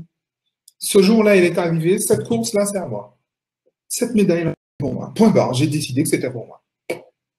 Et effectivement, toutes les fois où elle s'est dit ça, où elle n'a même pas douté, elle l'a toujours eu. Et en fait, d'un point de vue purement pratique, comment ça se manifeste? Je vois dans le chat Jackie qui dit « Pourquoi faire payer l'atelier pratique à des personnes dans le besoin alors que vous êtes en mesure de vous procurer l'argent par vos méthodes ?» Mais Jackie, qui est-ce qui t'a dit que tu n'avais pas les moyens de te procurer l'argent? Puisque précisément, moi je ne te donne pas l'argent, je te donne la méthode. Si j'ai une poule aux œufs d'or, je peux te donner des œufs. Oh, comme je suis généreux, je vais te donner les œufs. Mais si je te donne la poule, tu ne ferais pas ça, ce serait mieux? Parce que si je te donne les œufs, je te maintiens en dépendance. C'est ça. Le problème, c'est que je t'aime pas pour te maintenir en dépendance. Et tu vois, surtout, Jackie, c'est ce que j'ai écrit dans le chat, c'est pourquoi est-ce que toi, tu ne serais pas capable de manifester cet argent? Pourquoi tu penses que nous, on est plus capable que toi? Pourquoi tu ne serais pas, toi, capable de manifester cet argent? Tu vois, moi, quand je vais, si je vais, je sais pas, n'importe quoi, quand je vais faire des courses ou, enfin, je vais pas demander, voilà. Je manifeste moi, ça, je me responsabilise moi. Donc, pourquoi toi, tu pourrais pas te responsabiliser? N'as-tu pas assez confiance en toi? Est-ce que tu ne t'aimes pas assez pour estimer que tu peux aussi manifester ça? Alors, ma réponse, c'est qu'effectivement, tu n'y crois pas parce que... Enfin, pourquoi? Parce que tu n'y crois pas. Et si tu n'y crois pas, c'est parce qu'on t'a appris à ne pas y croire. Maintenant, je vais à nouveau citer Laurent Lévy. Si cette pensée qui est que je ne peux pas, si elle ne te plaît pas, ben change-en. Une pensée, une croyance, c'est comme un outil. Ça te sert, tu t'en sers. Ça te sert plus, tu jettes.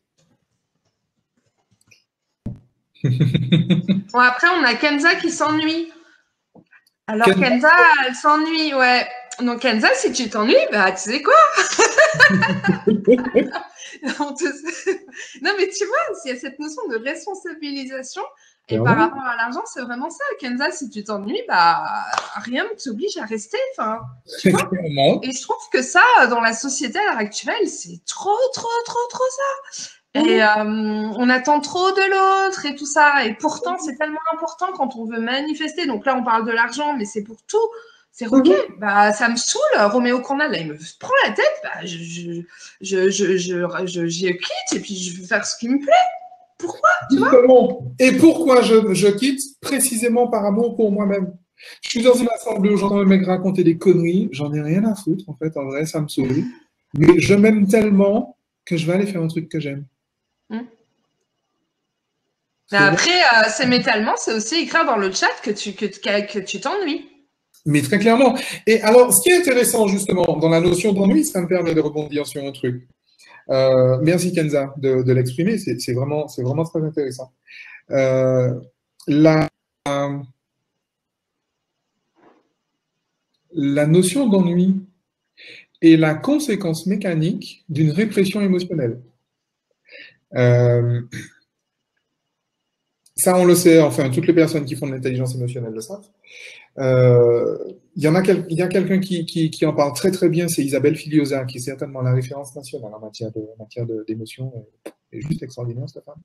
Et effectivement, le fait de s'ennuyer, c'est la conséquence du fait de ressentir quelque chose qu'on ne peut pas exprimer. Manifestement, Kenza ressent une émotion qu'elle ne peut pas exprimer. Oui, elle dit que ça manque de structuration, que visiblement, pour elle, c'est pas assez structuré. Donc, ça veut dire que c'est, j'en sais rien, j'extrapole, mais que c'est pas clair ce que tu racontes. Pour elle. C'est le bazar. Roméo, c'est le bazar. C'est le bordel. Enfin, c'est le bordel.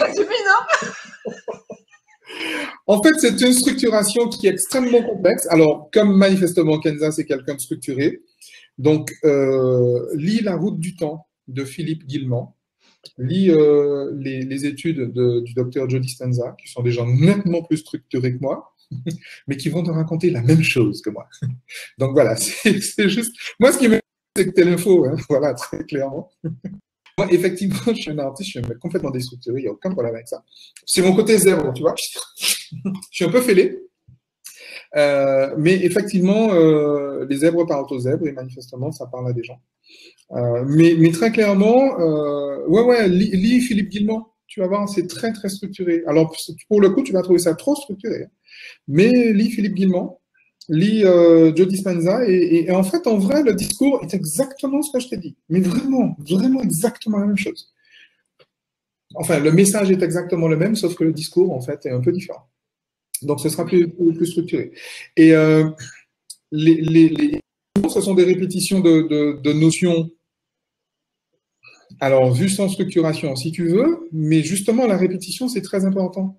Parce que, tu vois, ce protocole-là, finalement, que je te raconte, mais je le fais tout le temps, figure-toi. Je le fais tout le temps. Et je vis comme ça. Tu vois, je vis comme ça.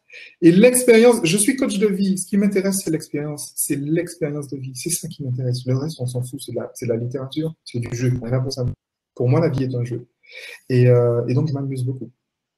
Mais le protocole, en fait, il est là. Il est ce souvenir du futur. J'ai effectivement une vision, finalement, de quelque chose. Et je m'en réjouis. Pour entretenir justement la joie que j'ai finalement d'avoir déjà réussi. Et pour rappeler à mon corps que j'ai déjà réussi. D'accord? Et encore une fois, les sportifs de haut niveau, l'entraînement mental, c'est pareil. Même les financiers, c'est pareil. En fait, on est toujours dans cette histoire-là. Et puisqu'on parle d'argent, je vais vous partager une expérience pour justement illustrer les limites que ça peut avoir, en fait, ce que je dis. C'était il y a quelques mois à peine. J'étais en vacances à Nice et du coup, je me disais, tiens, j'ai pas de rendez-vous cette semaine. Je vais tester ce que j'ai appelé le questionnement à disruption cognitive. La question à disruption cognitive, c'est justement une question qui n'a pas de réponse. Justement, en tout cas, cognitivement, intellectuellement, n'a pas de réponse. Mais la particularité l'une des particularités du cerveau, c'est que quand vous lui posez une question, il va chercher la réponse. Il ne va pas s'arrêter tant qu'il ne va pas trouver la réponse. Et donc, du coup, le principe de la question à disruption cognitive, c'est qu'est-ce qui me rend, par exemple, si heureux, j'ai tel objectif, je me suis dit, je vais manifester 1000 euros de revenus sur cette semaine. Bon, 1000 euros de revenus sur une semaine, c'est pas grand-chose. Mais c'est précisément une semaine sur laquelle je n'ai aucun rendez-vous. On ne voit plus, Roméo. Tu ne me vois plus? Non. Et pourtant, je suis là. Bah oui, mais tu te caches quand même. Oh non, mais non, regarde. Je suis là, regarde comme je suis tout beau. Ah, et bah Cécile, elle dit que ça fonctionne, donc bah, ça doit être moi alors. Ah, c'est toi qui ne me vois plus. C'est ça. Ouais, je vais pleurer. Oh, tu me vois plus. Non, mais est-ce que. Ouais, vous voyez Roméo toujours? Il n'y a que moi, je suis punie en fait. Oh là là. Excellent. Et donc, justement, je me suis dit, manifester 1000 euros de revenus, bon, c'est pas grand-chose, mais manifester 1000 euros de revenus quand on n'a aucun rendez-vous, ça, c'est intéressant, ça, c'est fun, ça, c'est cool. Et j'ai fait ça par justement le questionnement à disruption cognitive. Et donc, tous les soirs, j'écrivais, mais qu'est-ce qui me rend si heureux d'avoir manifesté 1000 euros de revenus de chiffre d'affaires cette semaine? Le principe est là. Ne cherchez pas la réponse. Il n'y a pas de réponse dans le questionnement à disruption cognitive. On va revenir dessus dans la pratique pour l'atelier. Et le fait est que à la fin de la semaine, j'avais effectivement facturé 1010 euros D'accord? Ouais, mais par rapport à ça, Roméo, j'ai envie de partager quelque chose. Mais je te laisse finir, non?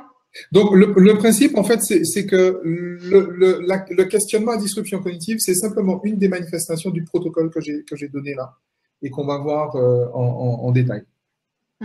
Ce que je veux te partager, c'est que tu vois, par exemple, imagine, je me dis, bah là, mon chiffre d'affaires du mois, il doit être, enfin, je veux créer un chiffre d'affaires de 10 000 euros ce mois-ci. Je dis, voilà. Et là, ben, je vais visualiser que j'attire, hein, moi, ces 10 000 euros. Je vais ressentir tout ça. OK? Sauf que je vais aussi ressentir qu'il y a des peurs qui s'élèvent. Exactement. Et que finalement, parce que franchement, les copains, je vais vous dire, on a super peur de l'amour, par exemple. Mais on a super peur de recevoir de l'amour. On a hyper peur de recevoir de l'argent. C'est ce que j'expliquais tout à l'heure. Hein. Une fois, on a fait une expérience à Paris, on est sorti avec de l'argent. Et on a dit, bah, l'argent, on va le distribuer aux gens dans la rue. Et donc, c'était avec Nathalie Cariou. Bah, Aude, t'as peut-être fait, je sais pas, t'as peut-être fait ça. Et on est sorti donc avec de l'argent et tout ça. Et on s'est approché des gens en leur disant, bah tenez, j'ai de l'argent, je vous le donne, c'est pour vous, mais voilà, avec beaucoup de bienveillance et tout. Et les gens, ils avaient peur. Ils étaient là, ah, non, non, mais c'est une secte, non, mais c'est dangereux, non, mais bah, des rétros. Et sur la totalité des gens, il y en a peut-être, je sais pas, une personne qui a accepté en disant, ouais, c'est trop cool, merci. Mais tous les autres, ils ont eu peur. Alors franchement, j'ai pas une tête qui fait peur aux gens. Enfin, je crois pas. Quand même. Et donc, c'est marrant de voir la réaction. Et en fait, nous-mêmes, on réagit comme ça. Et c'est vrai que, bon, moi, parce que je travaille beaucoup, bien sûr, hein, sur le fait d'attirer de l'argent à moi et machin, normal. Enfin, normal, ouais, normal, quoi. Normal. Et je vois que, bah, qu'il y a des peurs. Alors, au départ, quand j'ai commencé, donc il y a plusieurs années, je voyais mes parents qui bloquaient en fait l'arrivée de l'argent puisque j'étais plus du tout dans leur expression à eux. Ouais. Après, c'est la spiritualité, c'est aussi tous les financiers que j'ai vus. Enfin voilà, il y a toujours plein de peurs. Oui. Et simplement de faire cet exercice-là, voilà. Et après, il y a un autre exercice, du coup, c'est de dire, bah voilà, aujourd'hui, mon intention, elle est de créer 10 000 euros. par mois. Et alors, mes peurs, c'est ça. Et de vider toutes ces peurs, en fait. Donc, j'ai peur de ça, j'ai peur de ça, j'ai peur de ça, j'ai peur de ça. Voilà. Faire le nettoyage, tout sortir, tout vider, Alors, justement, oralement ou par écrit, et ensuite revenir pleinement à soi. Et là, ouais, on se sent beaucoup plus léger. Et là, bah, en fait, c'est vraiment un travail constant de vibrer, mais d'être dans la certitude que, mais ouais, mais les 10 000 euros, ils sont pour moi, quoi. clairement, J'ai soif, je me lève, je vais chercher de l'eau au robinet, ben, je me pose pas la question. Enfin, franchement, voilà, clairement, clairement. c'est ça, Clairement. en fait. Et tu as fait exactement la transition sur le dernier point. C'est précisément pour ça que je vais vous recommander de ne pas y aller trop vite, de ne pas y aller trop fort. Pourquoi?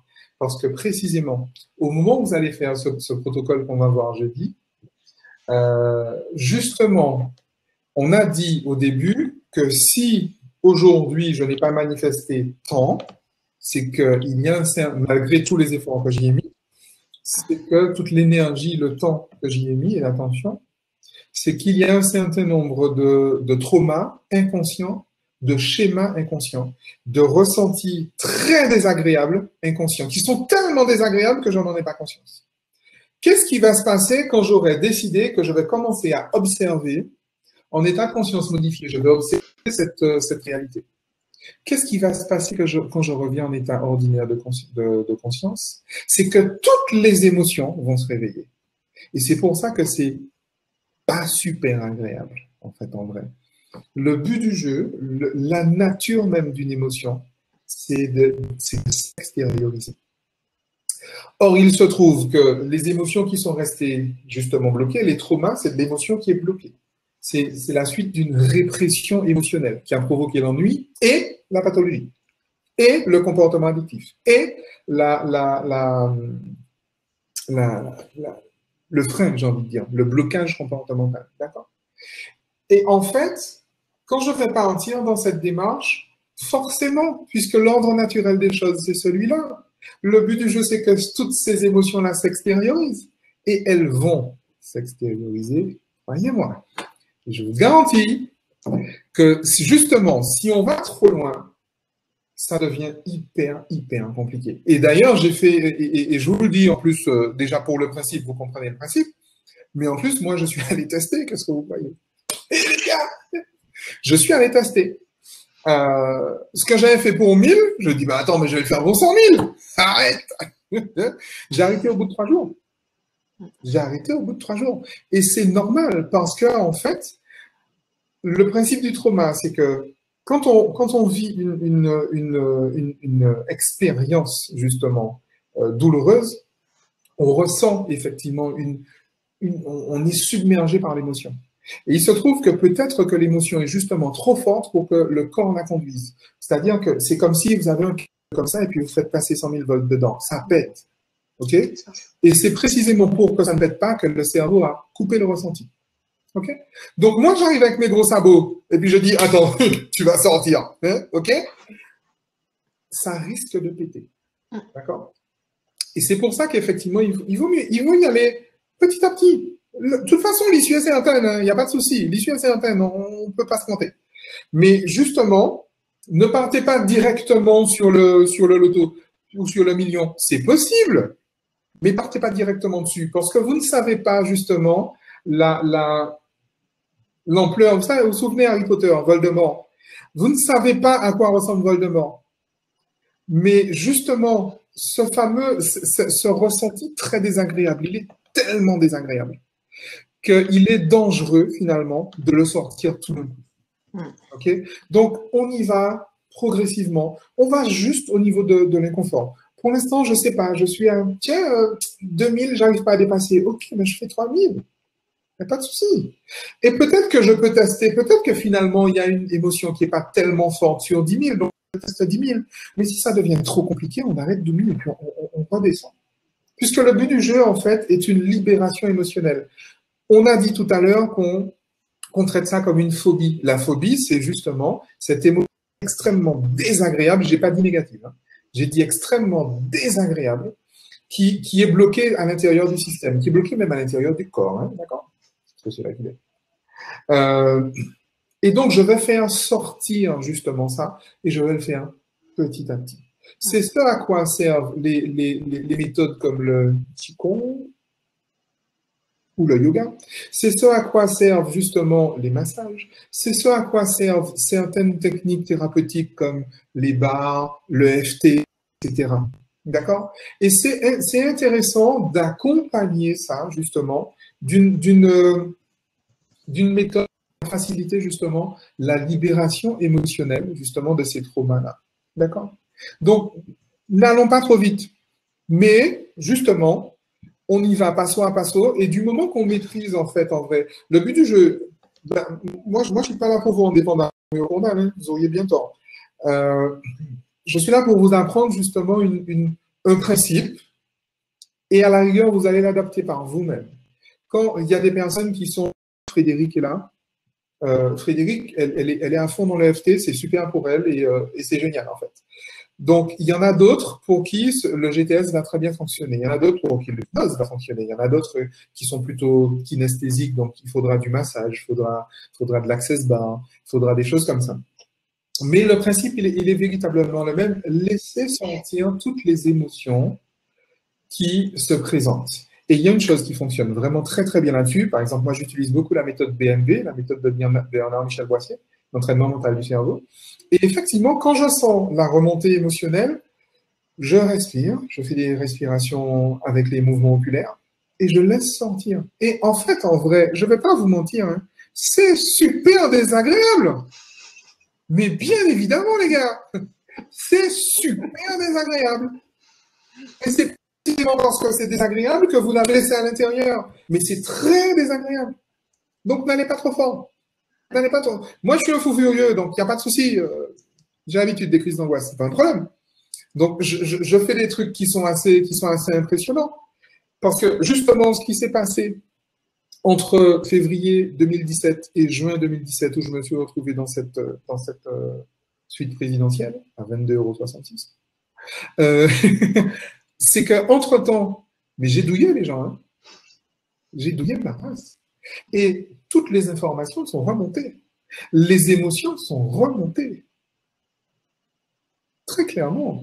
C'est une vraie démarche. C'est pas un outil magique où j'arrive, bam, c'est pas une démarche magique, c'est une démarche quantique. Donc, l'observateur, j'ai envie de dire, est intimement impliqué dedans. D'accord? La méthode BMB, Françoise, Bernard-Michel Boissier, tu vas trouver ça sur mon site romeocournal.com. C'est une méthode justement où, avec certaines respirations, s'il appelle la respiration 3 niveaux et associée à des mouvements oculaires, on arrive effectivement à descendre les fréquences du cerveau, à ouvrir le champ perceptif, à ouvrir le champ de conscience. D'accord? La méditation, d'autres méthodes de méditation font pareil. Ce qu'on va faire, le GTS qu'on va faire jeudi, c'est la même chose. On va vraiment descendre en état de conscience modifié, on va descendre en transe, on va éviter de rebondir sur la barrière du sommeil, parce que quand on descend les fréquences du cerveau, à un moment, on s'endort. Mais on va passer cette barrière-là, et on va arriver justement à cet état où on va pouvoir... Finalement, comment je comprends ça? La psychoacoustique, j'utilise beaucoup la psychoacoustique. Alors d'ailleurs, petite parenthèse, c'est mon côté déstructuré.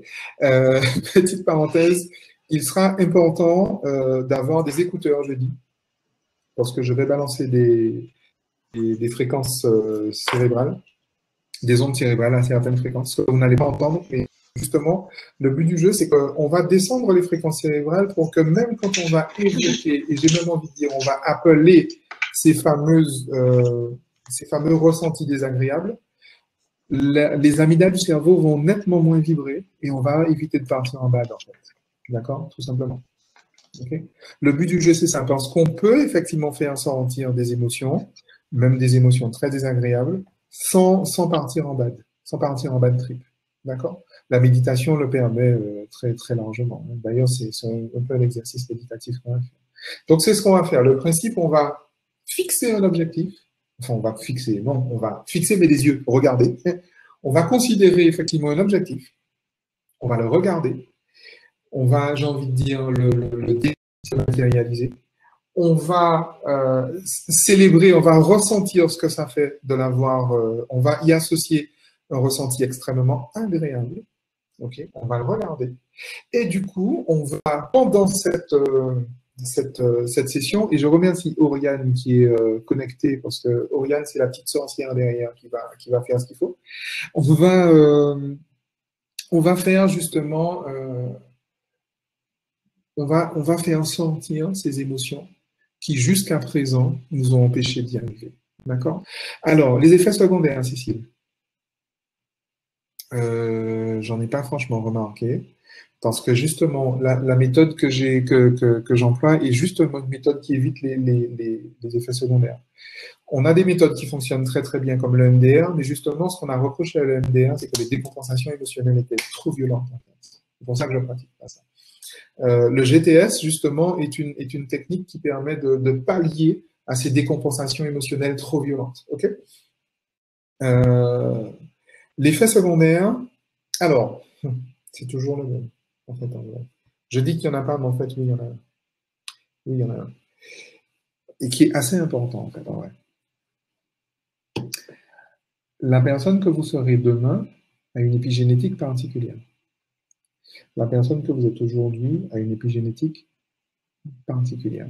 Et c'est juste pas la même. L'épigénétique est une science qui nous dit que nous sommes la moyenne des 5 personnes avec qui nous passons le plus de temps. Le fait est que les 5 personnes avec qui je vais passer le plus de temps demain ne seront pas les mêmes qu'aujourd'hui. Et en réalité, c'est comme pour la détox relationnelle, hein, pour celles et ceux qui étaient à l'atelier qu'on a fait au début de l'année, c'est le même principe en fait. C'est le même principe. Et dit comme ça a l'air de rien. On se dit, ouais, bon, effectivement, on dit la misère aime la compagnie. Vos compagnons de misère ne sont pas forcément vos compagnons de bonheur. Ok? Parce que la misère aime la compagnie, mais il y a la joie aussi. Là où ça pourra poser souci, c'est que justement, dans la liste des 5 personnes que vous fréquentez le plus, il n'y aura peut-être pas les mêmes personnes demain. Et il y a des gens qui ne voudront peut-être pas sortir. J'ai écrit un article dessus. C'est le dernier article que vous allez trouver sur mon site romeopondal.com. Je ne sais même plus comment il s'appelle. Mais effectivement, c'est ce qui va se passer. En fait, en vrai. Si ça se trouve, tant qu'il s'agit du voisin, de la cousine, de la marraine, de la tante, ça va. Même certains collègues de travail, ça va. Mais quand il s'agit de maman, de papa, des enfants, de mon compagnon, c'est là que ça devient bordélique, en fait, en vrai. Donc oui, il y a un effet secondaire, et cet effet secondaire, c'est l'impact épigénétique. Et ça, on n'y peut pas grand-chose. Et d'ailleurs, quand je dis on n'y peut pas grand-chose, ben, pourquoi est-ce qu'il faudrait en vouloir grand-chose? C'est ça, en fait, l'avantage. C'est ça l'avantage, parce que la structure de pensée n'est justement pas la même. Puisque la structure émotionnelle n'est pas la même. D'accord? Dans le live de cet après-midi avec Caroline, on évoquait l'exemple de cette copine, qui est en fait la même copine que j'ai invitée à Cancun, qui effectivement est passée d'une situation compliquée à une situation où je fréquente des millionnaires. Mais en fait, en vrai, on ne fréquente pas les millionnaires comme on fréquente j'allais dire des smicards, mais comprenez bien que ce n'est pas du tout. Comprenez bien que ce n'est pas du tout. Ce n'est pas du tout péjoratif, en fait, en vrai. C'est pas du tout péjoratif. Le fait est que quelqu'un qui aime l'argent a une structure de pensée, quelqu'un qui a un traumatisme à l'argent a une autre structure de pensée. Un endetté chronique n'a pas la même structure de pensée qu'un master manifesteur. C'est pas possible. Et donc, ils ne peuvent pas passer du temps ensemble. Ils ne peuvent pas s'accorder de l'attention l'un l'autre. Ça ne peut pas fonctionner, en fait, en vrai. Et c'est pour ça que si les personnes en face, ben, c'est vos parents, je peux comprendre que ce soit compliqué. Je suis exactement dans le cas, hein, rassurez-vous. Donc, je sais ce que je dis, en fait. Hein. Et je sais à quel point ça peut être douloureux. Bien évidemment. Bien évidemment. Et c'est une loi scientifique, en fait. En vrai, c'est même pas une loi scientifique, c'est une loi naturelle. Ouais, mais ça se gère et ça se passe. Parfois, ça peut prendre du temps. Mais en fait, c'est vraiment revenir à soi, et quitter tout ce qui peut être dépendance. Et bon Dieu, qu'on est bourré de dépendance. On veut pas le dire, on est tous des dépendants affectifs. Hein, clairement, quoi. Jusqu'à temps qu'on ait complètement brisé notre faux self, notre moi. Mais on est tous des dépendants affectifs. Enfin, clairement. Donc, c'est un vrai chemin. Après, ça veut pas dire perdre nos relations. Hein. Ça veut, parce qu'il y en a, ils vont avoir peur. Ils vont dire, non, je veux pas qu'il me quitte, alors je veux pas. Mais c'est juste... c'est réajustement. Hein. La question est toujours la même. Ouais, je veux pas qu'il me quitte. Qui est plus important? Oui, c'est ça, c'est ça. C'est la question que je pose, hein, tout simplement. Après, encore une fois, on peut préférer l'autre à soi. C'est pas un problème, ça. Ça donne une expérience de vie particulière. Quand on préfère soi à quelqu'un d'autre, ça donne une autre expérience de vie. Et je ne suis pas en train de parler d'égoïsme, là, encore une fois, parce que ça, on me le fait à chaque fois. Enfin, non, justement, de moins en moins. Mais on me l'a fait. Je ne suis pas en train de parler d'égoïsme. Parce que l'égoïsme concerne le moi. Là, je suis en train de parler du soi. C'est pas du tout la même notion. Du point de vue du soi, l'altruisme est le paroxysme de l'égoïsme. D'accord? Donc, revenons à soi. D'accord? Oui, puis c'est normal que tu aies les larmes aux yeux, évidemment, parce que tu viens de faire une connexion synaptique et qui est en train de libérer en fait des émotions. Je ressens ça chez toi, je suis très intuitif, je suis coach intuitif en même temps. Je ressens ça chez toi, ouais. Tu es en train de libérer Ah, c'est assez... Ah, c'est bon. Tu es en train de libérer un truc, là. Je ne vais pas aller regarder plus loin parce que c'est pas mon... Je veux pas. Mais tu es en train de libérer effectivement une émotion, simplement. Simplement. Donc, laisse les larmes couler. Les larmes qui coulent peuvent faire mal, c'est vrai. Les larmes qui ne coulent pas font souffrir. Et moi, il y a un truc que j'aime beaucoup, c'est la compassion. Et la compassion, c'est le souhait que la souffrance s'arrête.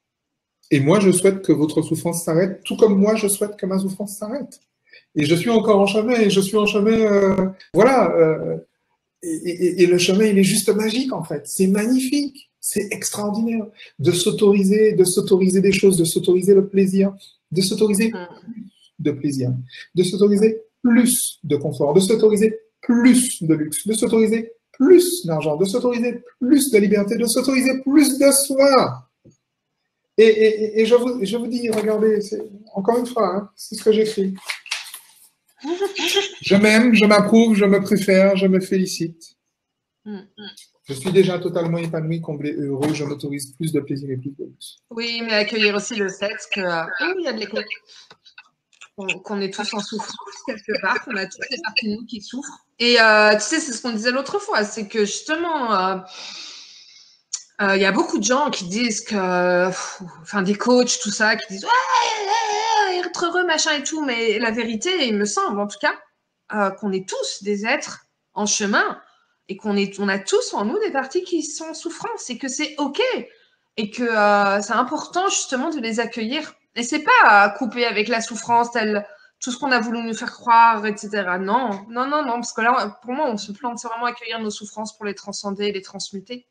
Bien sûr. Et à partir de là, c'est comprendre qu'on est tous sur le même chemin. Tous. Bien évidemment, bien évidemment. Alors, qu'est-ce qu'on va faire jeudi?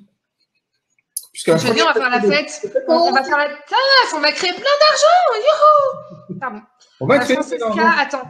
Francesca, qui n'arrive pas à payer l'atelier. Bah non, Francesca, ça doit être chez toi. Hein. Francesca, autorise-toi à payer l'atelier.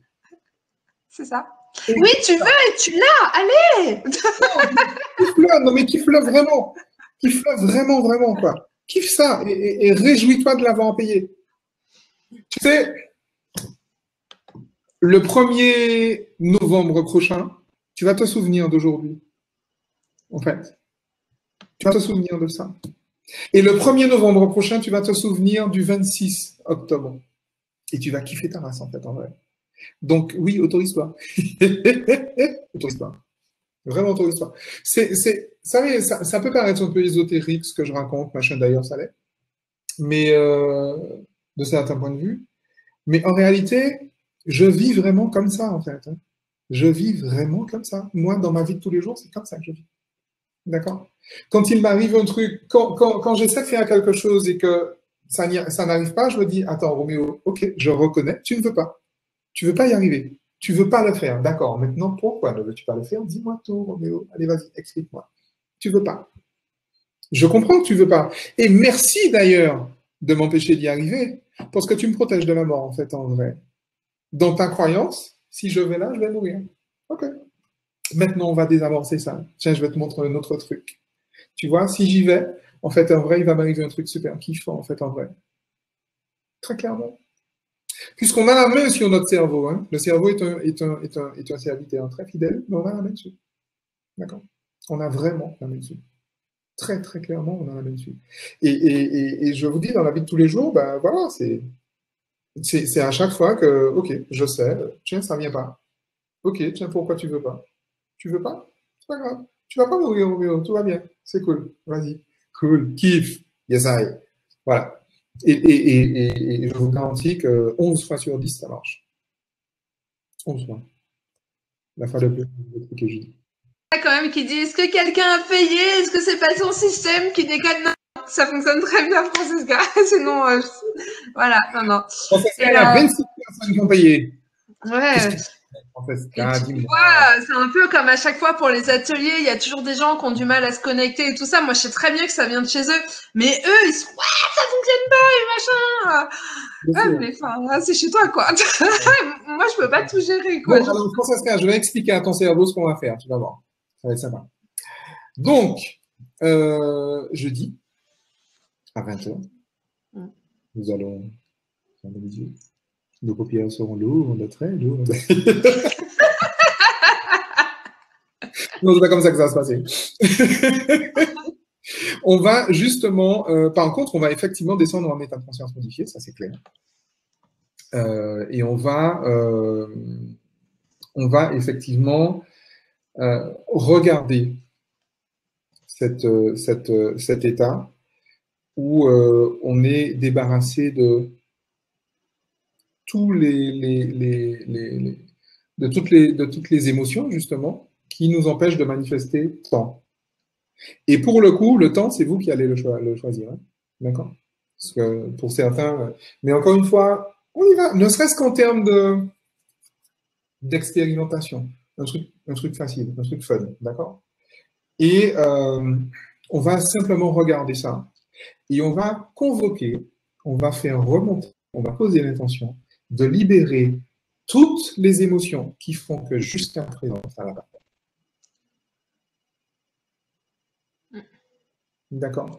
Alors, bien sûr, il faudra vous assurer d'être totalement présent et de ne pas être dérangé pour le coup. Alors ça, pour le coup, c'est extrêmement important parce que je ne suis pas là pour vous rattraper.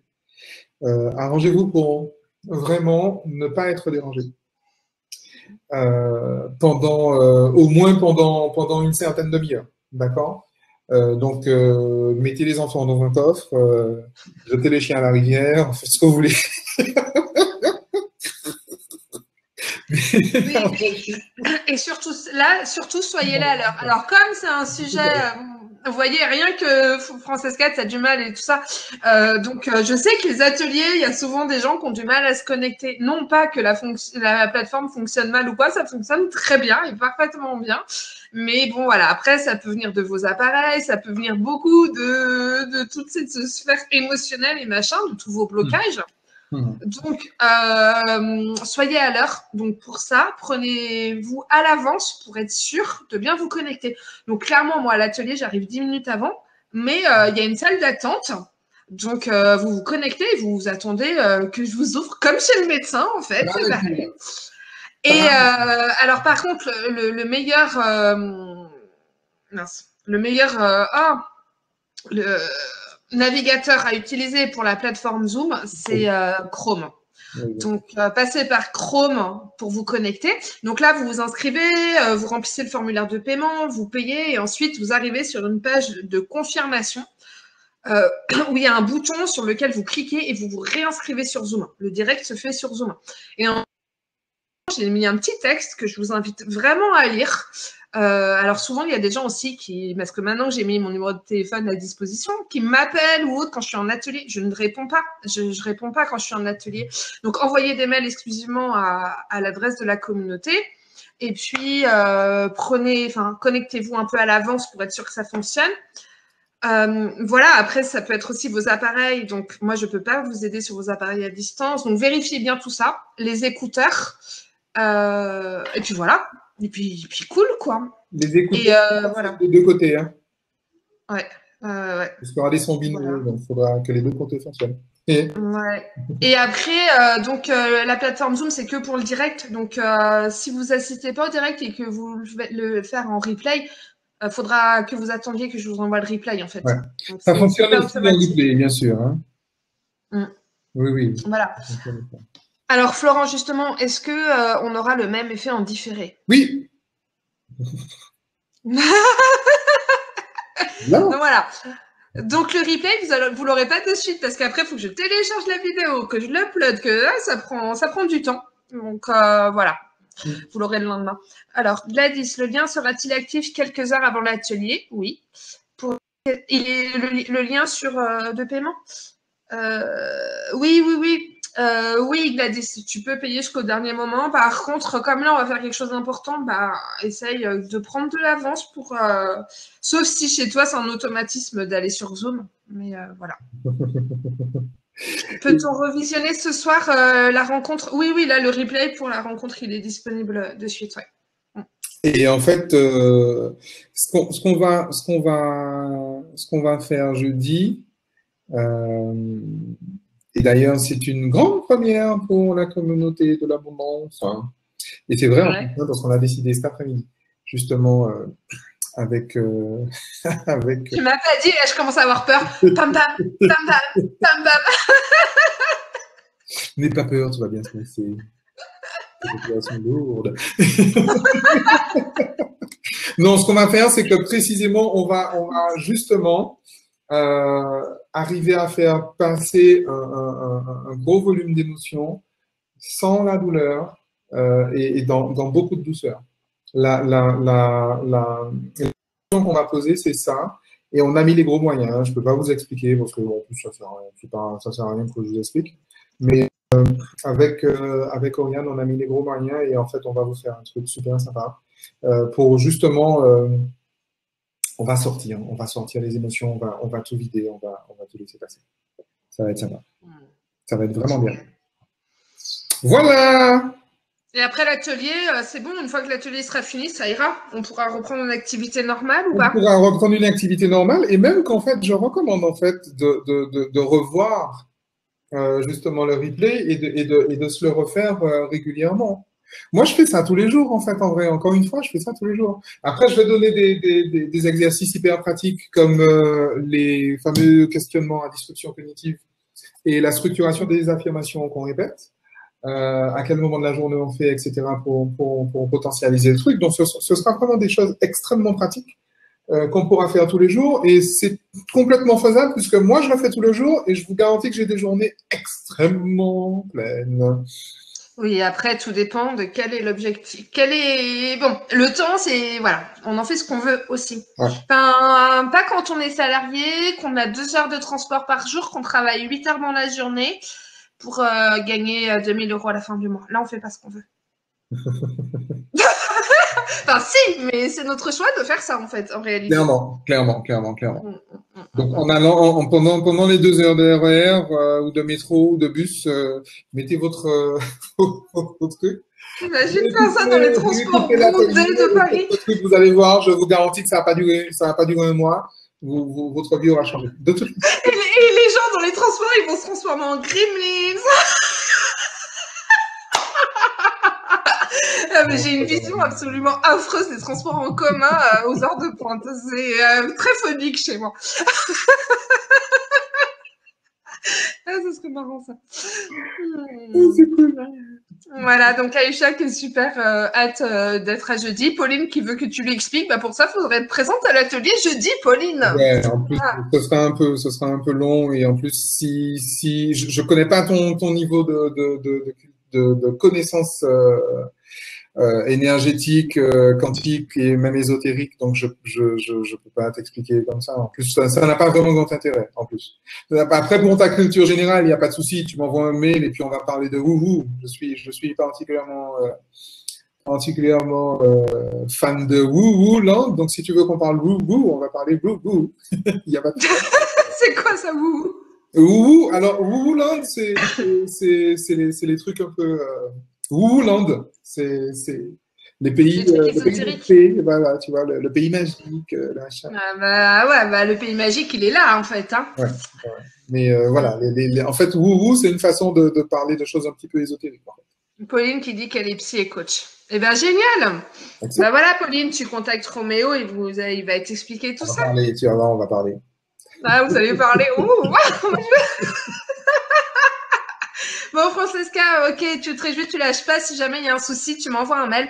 J'avoue que là, j'assure la communauté de l'abondance, mais voilà, je suis un peu en vacances avec mes enfants de lutin du pays des fées, justement. Et donc, je ne suis pas très réactive sur les mails. Je vais à l'essentiel pour ces 2 semaines, ce qui est normal, mon choix, et à mes enfants. Voilà, mais je le dis, comme ça ils le savent, ils sont au courant. Et je vous envoie le replay demain matin. Je vous souhaite une très belle fin de soirée. Merci infiniment, Roméo, pour tout ce que tu nous as ouvert ce soir.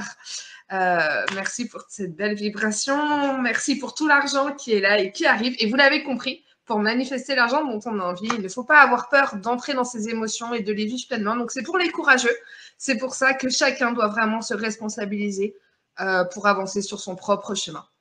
Yep. Voilà, merci beaucoup à vous tous. Merci pour votre confiance et votre présence. Pauline, sur mon site romeocornal.com.